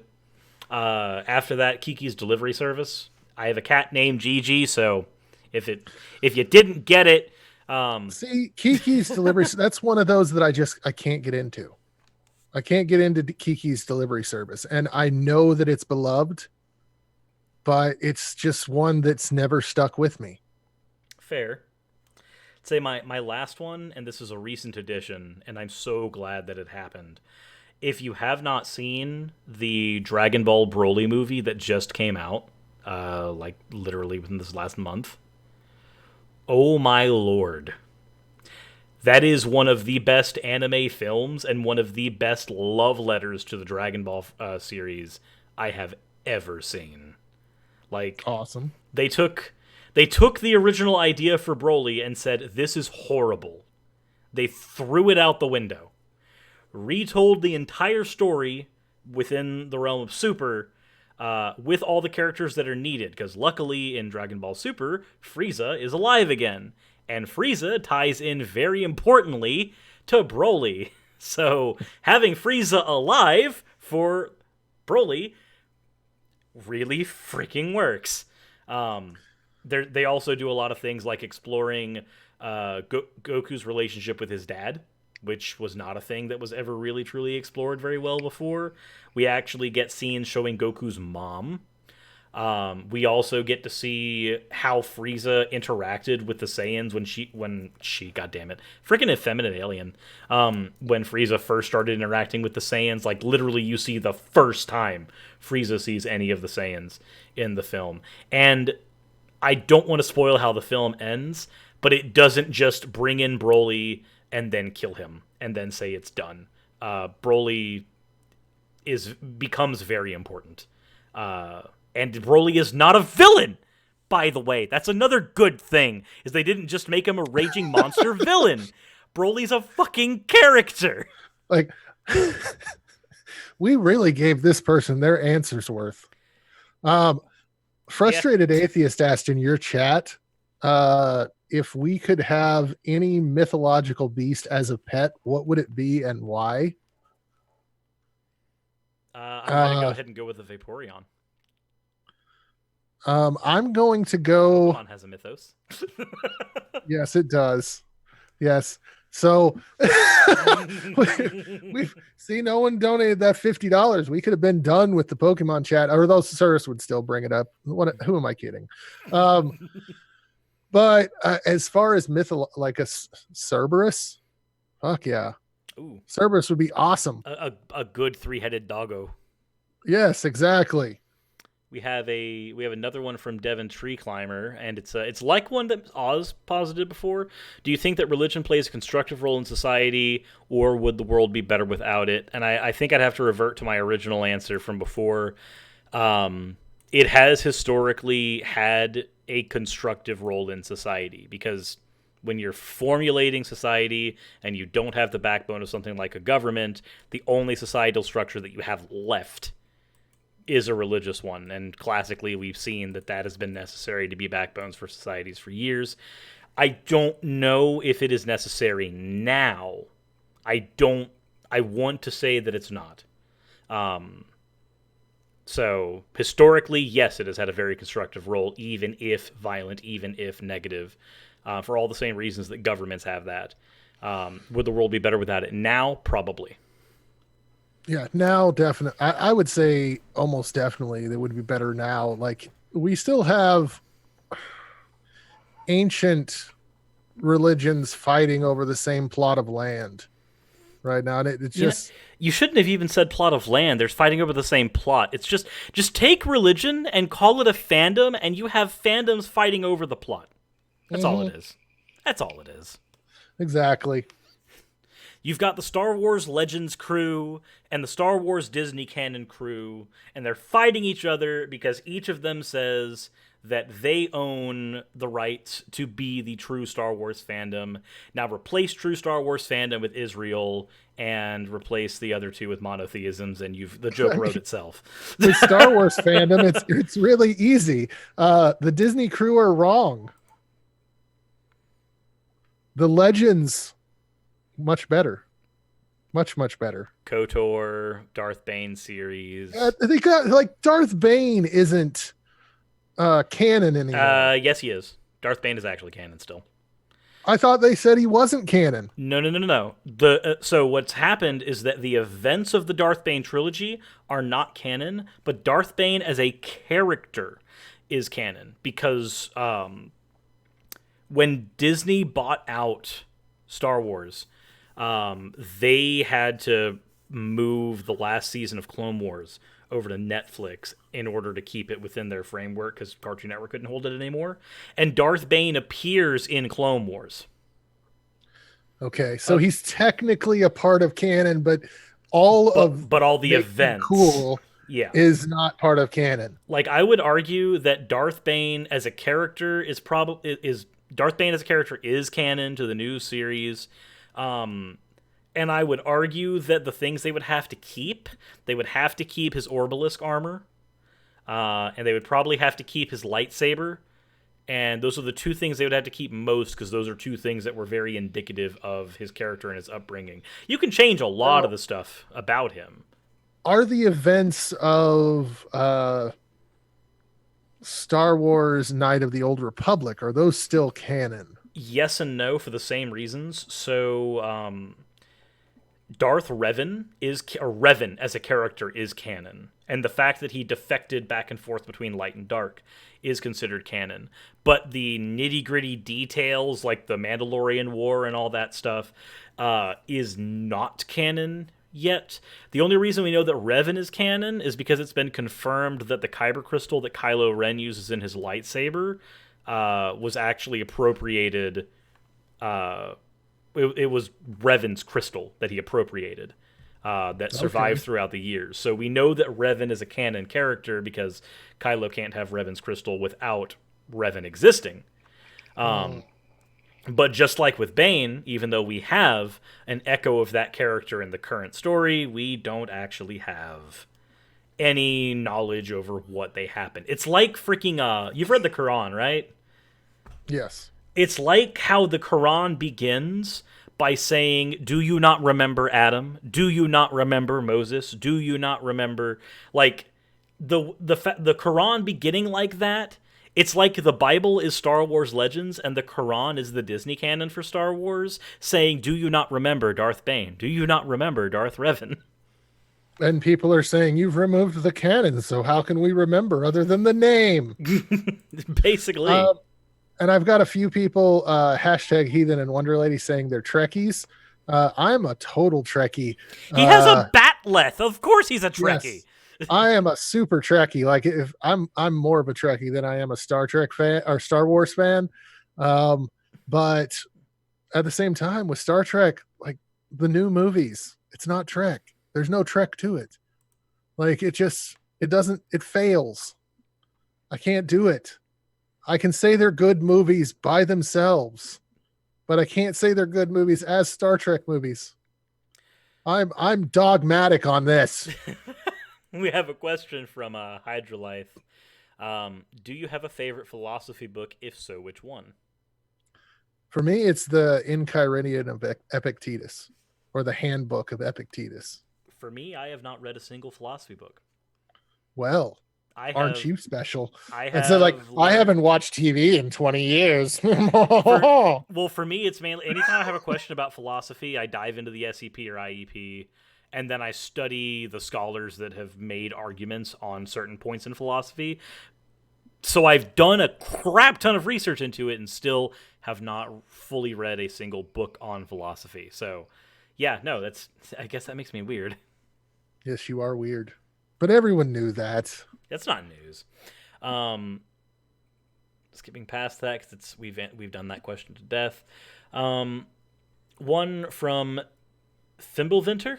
What would it take to cause you to change your position regarding the idea of the existence of God or gods?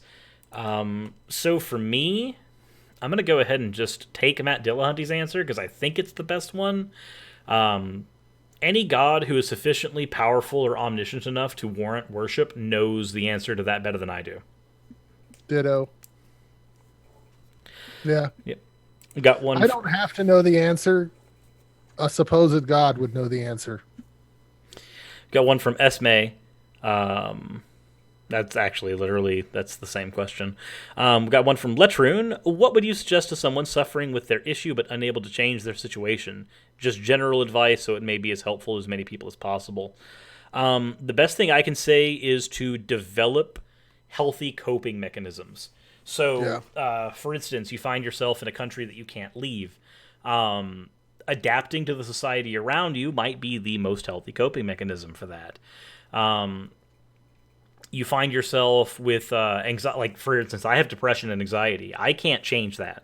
There's nothing I can do to get rid of my depression and my anxiety. And on the off chance that they come on, there's nothing I can do to get rid of my suicidal thoughts. They happen, and I suffer through them while they're there. And that is the reality of things. So the best thing I've done is developed some healthy coping mechanisms. So for anxiety, that's usually when I will hop on and play League of Legends with my friends. Because if I'm talking with my friends, I'm distracting myself. And Iowan can attest, League is a game that requires a lot of concentration in order to do jack shit. So, I'm awful at it. I'm the worst. And that helps with my anxiety because my mind doesn't get the ability to wander anymore. That gets cut off. As for depression, it also helps with depression usually because of the aforementioned friends. If I'm sitting there talking with friends and doing things with friends, that helps with the depression. And then with usually if those two things are kept in check, then I don't have to worry about the suicidal thoughts because that's kind of related to those. And related to some of the other trauma that's happened. But that's a story that I'm not getting into today. So, I don't know. That's my answer to that one. What do you say, Owen? So for me, I can't really use the example of being in a country that you can't be yourself. But a lot of people that I talk with are in families that they can't really be themselves. I get a lot of emails from younger atheists or younger kids who are trans and can't come out in their family environment because they know they basically get kicked out. Coping mechanisms are definitely important, but I always try to recommend building a strong support structure outside of that family unit. So if you're able to make friends online or make friends with people around that do know who you are, the real you, the atheist, the trans person, the gay person, whatever it is that you're not able to show your family. A good example of this is Notch a Witness. He cannot be open about who he is in his family environment. And so build up a strong support structure outside of that family unit so that once you're ready and are able to actually come out, if the worst happens and you're kicked out or and find yourself on the street, you won't be on the street for too long because you'll have that support structure in place. I cannot emphasize enough the second family. The first family is the one you're born into or the one that you're adopted into. And the second family for me is the people that you choose to be around. So for me, it would be people like Surus, Godless Engineer, and many others online. Mrs. Snarky, Wonder Lady, Lavender Lady, all those people. Build yourself up and a second family, because they can be closer to you than your real family is at times. Yeah, that's very true. That's kind of the reason why I have the stipulation of playing like League with my friends, is I consider them part of that support network. Yeah, to get me through that. Another one from Hydraleith. Any political position you identify with? Are we wanting to get into I am. I'm gonna say if we can answer this one as quickly as possible, because of the nature. I am a progressive liberal, Democrat. I would say that I'm somewhat centrist, but I typically lean left, and that's probably as Sarah's detailed. Playing the safe game here. By saying I lean left, I've literally just made all the conservatives try to kill me. Sarah said, I'm a centrist, but sometimes I lean left. I said typically. But I'm a typically. centrist, but... Oh my God. I mainly take centrist not because I've really hammered out that as my position, but in that typically I've just taken my own personal views on anything politics related, and I've learned that what typically falls on the right and what typically falls on the left is really, really related to what region you find yourself in. So what is something that is conservative for one region might actually be very, very liberal or very left-leaning for another region. So it's hard for me to say that I'm one way or the other, but for American politics, I would typically lean left. Well, basically what you got to actually, to answer this as quickly as possible, what Americans call conservative is what everywhere else in the world calls batshit crazy. And what Americans call just blank screen liberal is what the rest of the world would call conservative. So that basically should answer that for you. That's pretty easy. Aaron Raw actually did a really good 50-minute presentation on this. If you've ever seen his presentation on the left, it's very, very good actually. Oh yeah. Jack says, because you have to... politics again. You have to have one or the other, Trump or Pence, for the remainder of the presidency. I fucking hate saying this, but I'm going to say Trump. I don't hate saying it. I'm going to say Pence.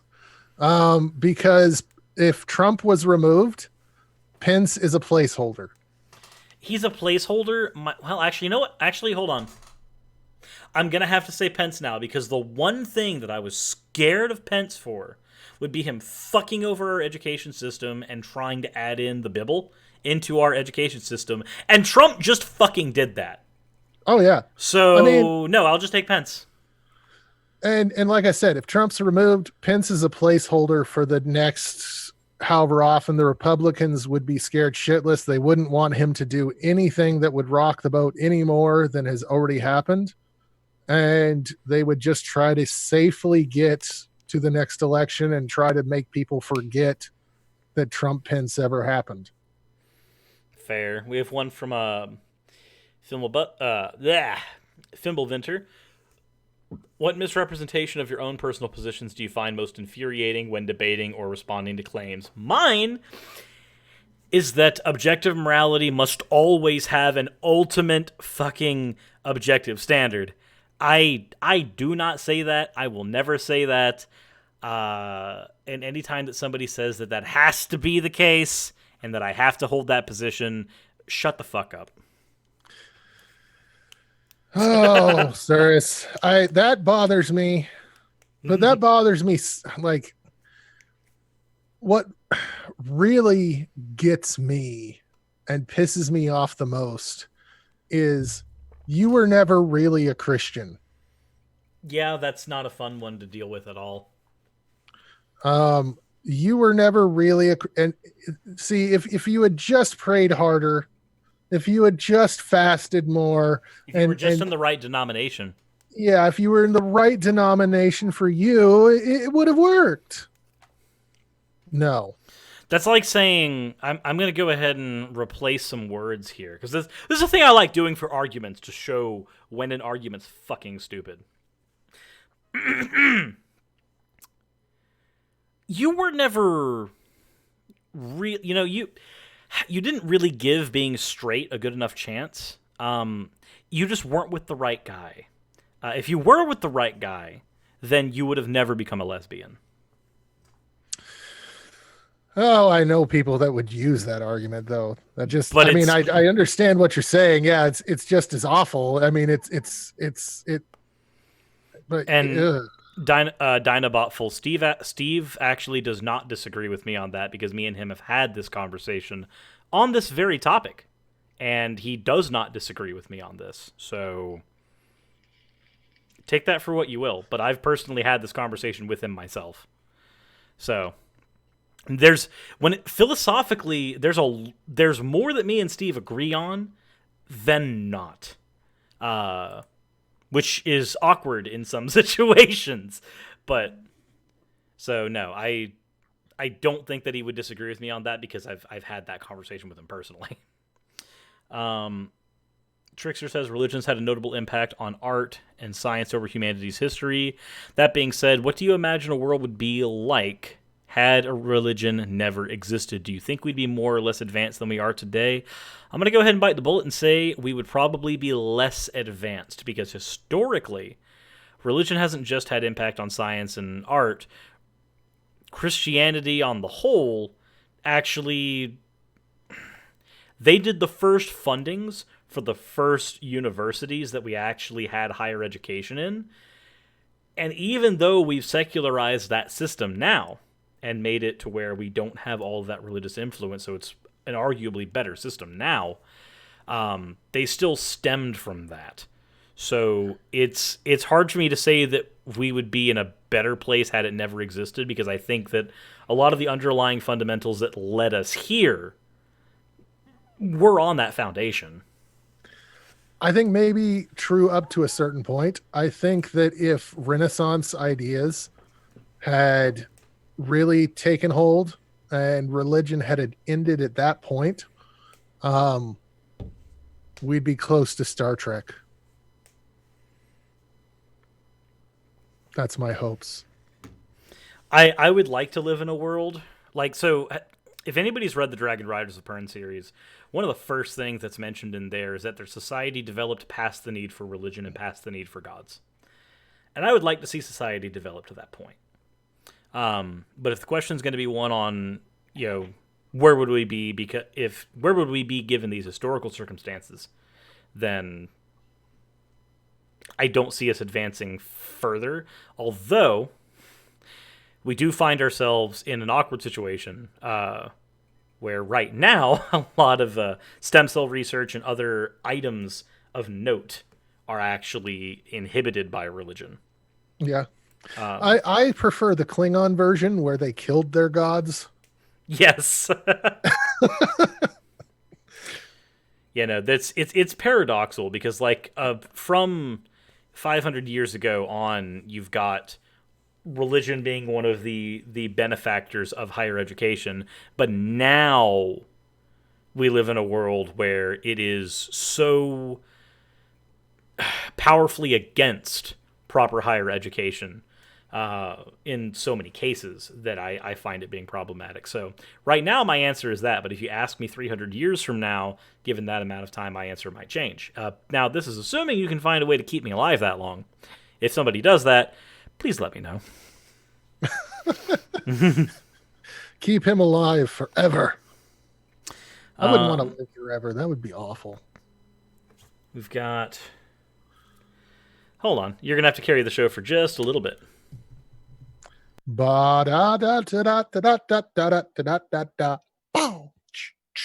Cyrus is taking a phone call. Let's pretend to know what Cyrus is talking about. Hi, I've got the stuff. Do you got the money? You better have the money. Oh, good. He doesn't have the money. Now do you got the money? Yeah. Oh, I'll meet you. I'll meet you at the docks in an hour.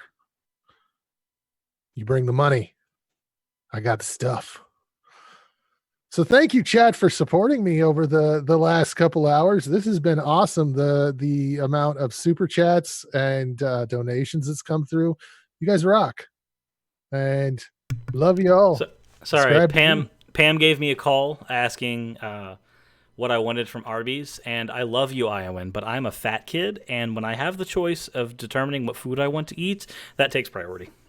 What do I want from Arby's, or what am I going to get from Arby's? Because there's a lot of things I like at Arby's, but do you guys have Arby's in Iowa? We do. And what I'm going to get is explosive diarrhea at the end of the night. I'm getting a buffalo chicken sandwich. See, you're going to have explosive. Like Arby's is just like there's laxatives in that food. I'm a conspiracy theorist on this. Arby's puts laxatives in their food. No, they don't. I can't say that. That's wrong. I love Arby's, but it doesn't do my stomach good. The next question is from Otaku Otter. When is Godless Iowan shaving his head? When is Godless Iowan shaving his head? I tell you what, if someone wants to donate $500 right now, I'll shave my head. $500. Zip. It's gone. $1,000, you get the head and the beard. It's just gone. So there you go. Snarky will be sad. Snarky will be very sad. But yeah. We've got one from Drag Worker. What was the roughest part of your YouTube career? Mine would probably be when I got fired from my job and the only revenue that I had coming in was YouTube, and my channel was not large enough for that to actually be beneficial. Oh, the first time I experienced burnout. Like, sir, you've experienced burnout, haven't you? Dude, I make daily videos. Yeah, so you've experienced that has happened. Burnout. Yeah, you've had burnout. Like the very first bout of burnout sucked the worst. Like now I recognize it and I can go, you know what? I'm going to take a day off. And then I'll get right back into it. But yeah, the first burnout sucked. I've also had some really bad falling outs that have occurred over YouTube. People deciding to take things to their channel and just bash me. Yeah, I hear that can be kind of ordinary sometimes. Yes, it can. And it tends to be devastating to the person's channel that bashed me. But yeah, that's happened. So I'm looking here, Zarkonian Gamer, do you feel that you're related to too many people in Iowa? Because I feel as though I've got to, why do you think I went to Texas for my wife? You're confusing Iowa with Alabama. No. I am no joke. I am within 2 generations of like everyone in my area except for college students. Oh dear. Like everyone in my area is just related. and it's awful. I mean, yeah, I'm not going to say that joke. Anyway. Hey, I'll admit it. I kissed a cousin once without knowing it was a cousin. Without knowing it was... Yeah, but see, it doesn't matter if you didn't know.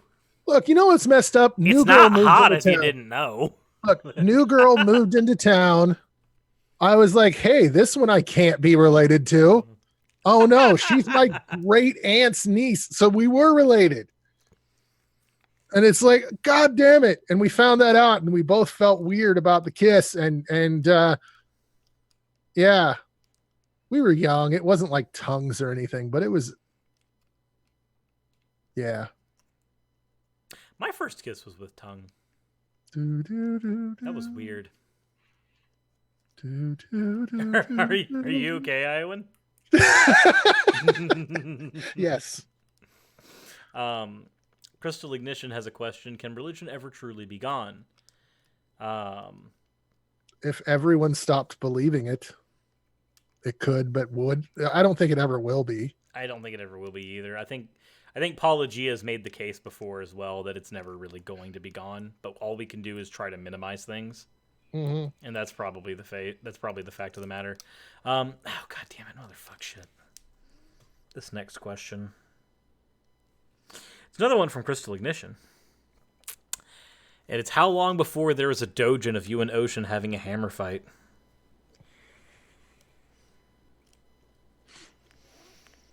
Are they actually talking about hammers? No. Oh. There. Have you seen Dr. Horrible's sing-along blog? Yes. The hammer is my penis. I figured.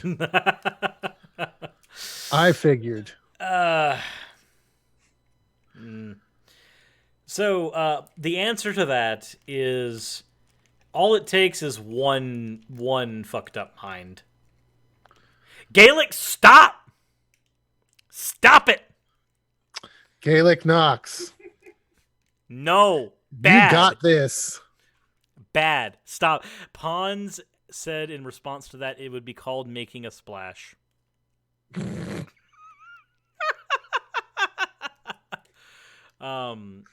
Theta says, why does your hammer crush you in most videos? Probably some level of self-hatred. Some.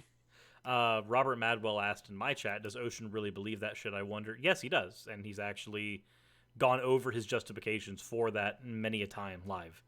Like, the fact that polytheism is rare doesn't make it not legitimate when somebody believes it. Just like you wouldn't say that, do you really believe that Christianity stuff? Like, no, a Christian really does believe them, and a polytheist really does believe these things. And while I would say I still think that there can be harm in faiths like that. Because with a lot of polytheists, it's kind of do your own thing. And you can form a lot of harm. All it takes is one dogmatic cult. Yeah.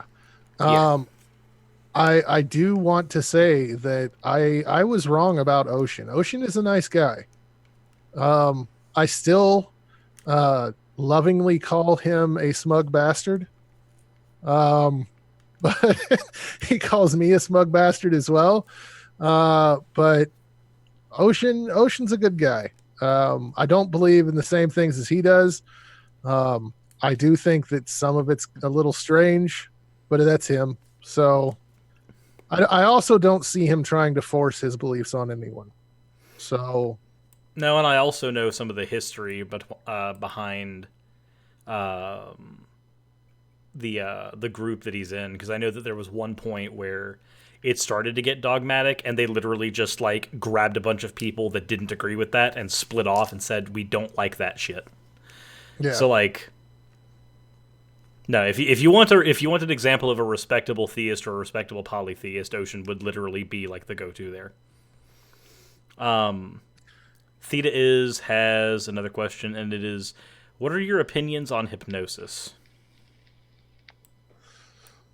It's a thing. It's mostly self. it's mostly people allowing themselves to let their inhibitions go. And so they're more, it's a relaxation thing. You're relaxed, you're more comfortable, and you're ready to, spew your mind. It's not anything like mystical. Yeah, we understand the psychological triggers for it. Like, there's one thing that every hypnotist will tell you, and that's that hypnosis will never make you do something you don't want to do already. Mm-hmm. It just makes you more comfortable. So, yeah, my opinions on it is it's a tool, and it can actually be a tool that can be used to help in some therapy sessions if you're having trouble getting somebody to speak about something. Can it be used for malicious purposes? Yes. It's in a lot of ways, it's like meditation. Meditation can be very beneficial to a lot of people. There doesn't have to be any kind of metaphysical ideas attached to it. You can just know that it puts you in a more calm state and can help you out, help you think things through. Yup. Filthy Casual says hypnosis is a waste of a move slot. I'd rather my Pokemon learn something useful.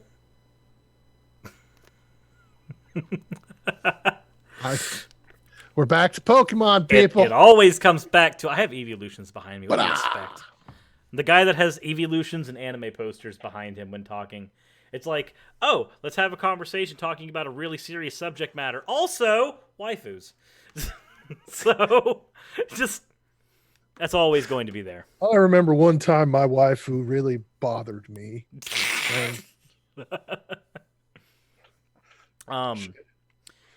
One from Bumbling Bee, and we're almost done with the questions. So one from Bumbling Bee is favorite Spider-Man.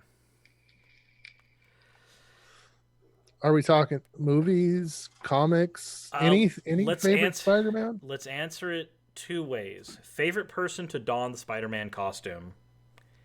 And then favorite Spider-Man representation in media. Not counting comics, because that's a default. For me, favorite Spider-Man's going to have to be Peter Parker.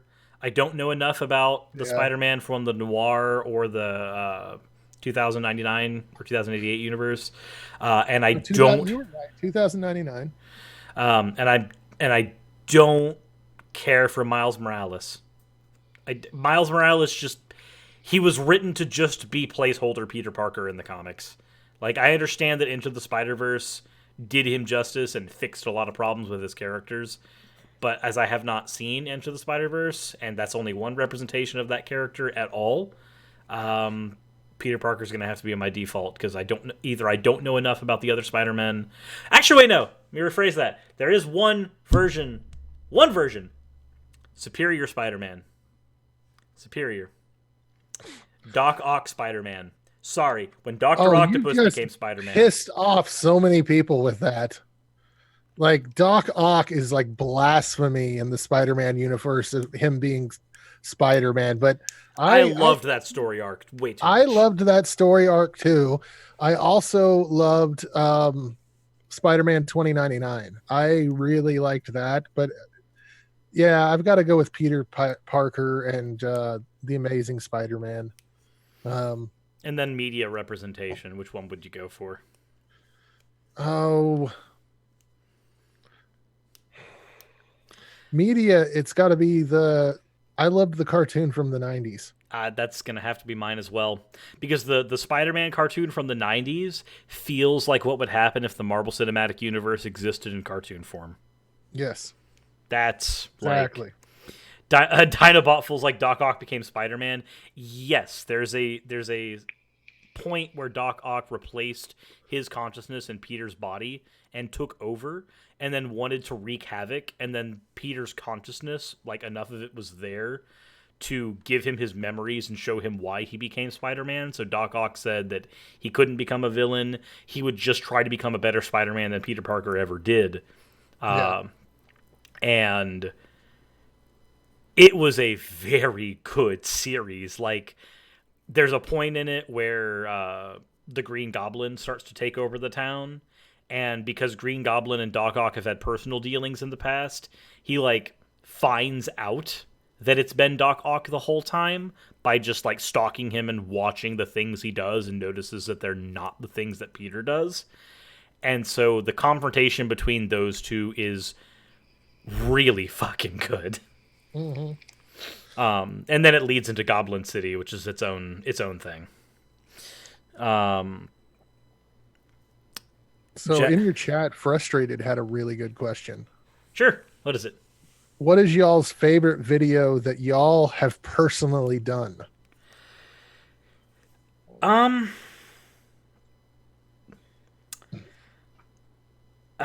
You know what? One of the ones that the one that I just recently did on abortion, I actually really like that video, like a lot. But past that, I'm actually gonna have to go ahead and say the most fun I've had with my channel in a very long time has been just with the Peanut Butter War series. Yeah, I mean, when you're going with fun, the Peanut Butter Wars is it for me. But as far as the video I'm most proud of and the happiest that I've done would be the Paul and Morgan video, in which after I finished it, my daughter came out to me as she recommended the video. So for people on Cersei's channel, my daughter recommended that I do a Paul and Morgan video. And she did that so she could gauge my response to people who are anti-LGBTQ. And so I did the response, and after I did it, she came out to me as lesbian. And so that's definitely the thing that I would be the proudest of. The thing that holds the most sentimental value for me. Yeah, I think ultimately it's going to come down to sentimental value. My thing with the pro-life, pro-choice thing is that I can't stand a lot of the classical pro-life arguments and the straw manning of the pro-choice position. So I finally just like took the arguments that I brought to the non sequitur show, and I was trying to figure out a way to put them into video form. And then Ocean sent me a video that needed responding to, and I was just like, oh, I guess it's finally time. So even though that video was demonetized upon release, and it has not gotten a lot of views because YouTube is not recommending it anywhere, it is definitely in my top sets. And then we have, let's see, we have one question left, and it's from Zalrock. Okay. Cirrus, your avatar is a cleric. No, it's not. Do you like to play cleric in D&D or other classes instead? So my avatar is actually a shaman. Thrall is a shaman. And not so much a fan of playing cleric in D&D. I'm more a fan of playing paladin because paladin gets to heal you by feeling you up. Y'all want some cure wounds? Maybe some lay on hands? I got you. And see, I already answered this question earlier when I said that I absolutely love just playing like a barbarian and a dwarf. I like being a dwarven barbarian that's kind of doltish, but also has enough wisdom that's like, yeah, I can figure this out and stuff. You know, I mean, he's smart, but he's kooky. I like that. I like that character. I'm actually like, He's I normally creepy play and he's kooky. I normally play chaotic neutral. But I was recommended to play chaotic good, and supposedly that's the easiest of all characters to play. And I am having such a hard time playing that character. I've never had a problem playing chaotic good. Oh, it's just, I don't know. Like a lot of things I'm going to say this, and it's like, no, that would be neutral. Remember, Iowan, it's really hard to raise a family unless you're a necromancer and the bodies are close together. Yes.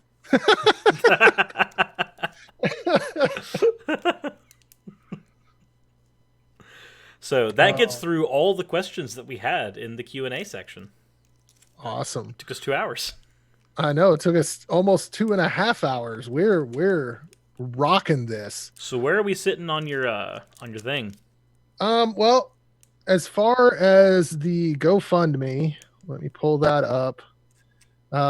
Which people can get in, donations to the GoFundMe real quick, and then I'll be able to read them.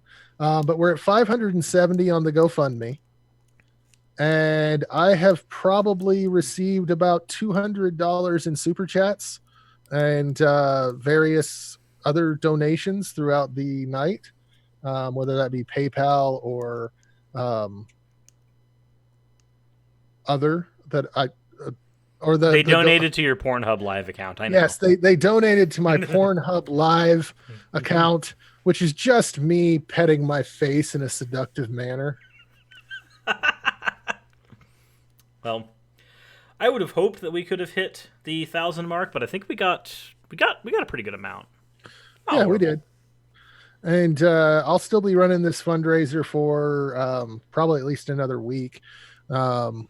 And I have another stream coming up on my channel, Weekend Binge.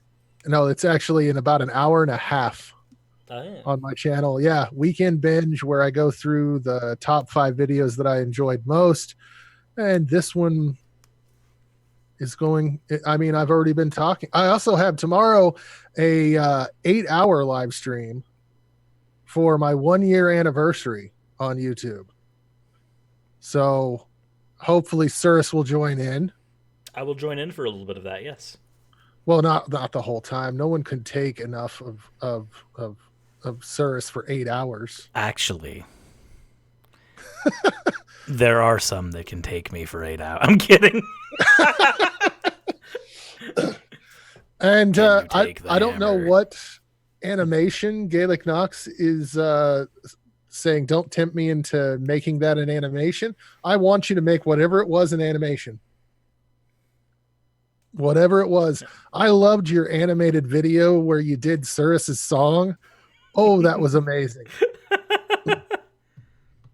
It made that song so much better. It was just great.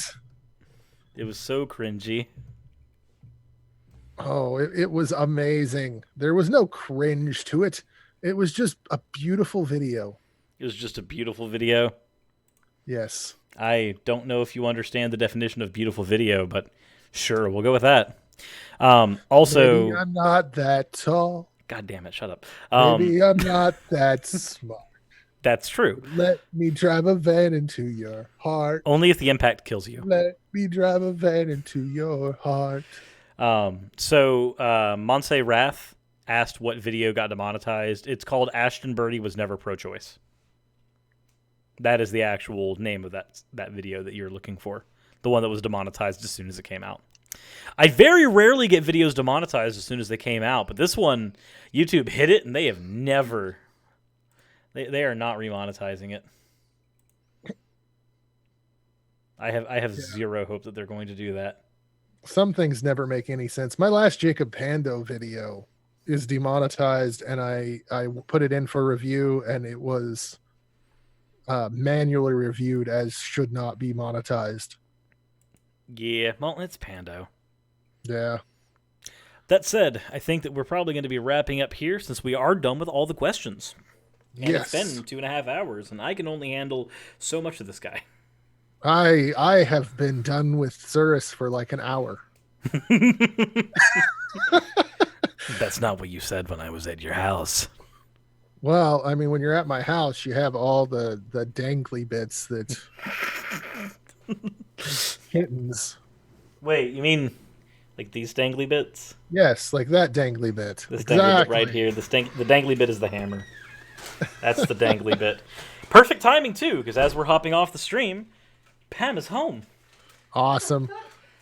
Yeah. Well, thank you, everyone that's helped out. I really appreciate it.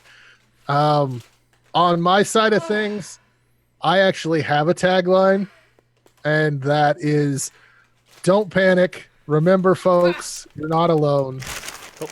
And then Cirrus has, I'm getting diarrhea. I also have Pam. Also, hashtag not sponsored by Domino's. Yeah, no. Oops. Not sponsored. I just work there. It's okay. All right.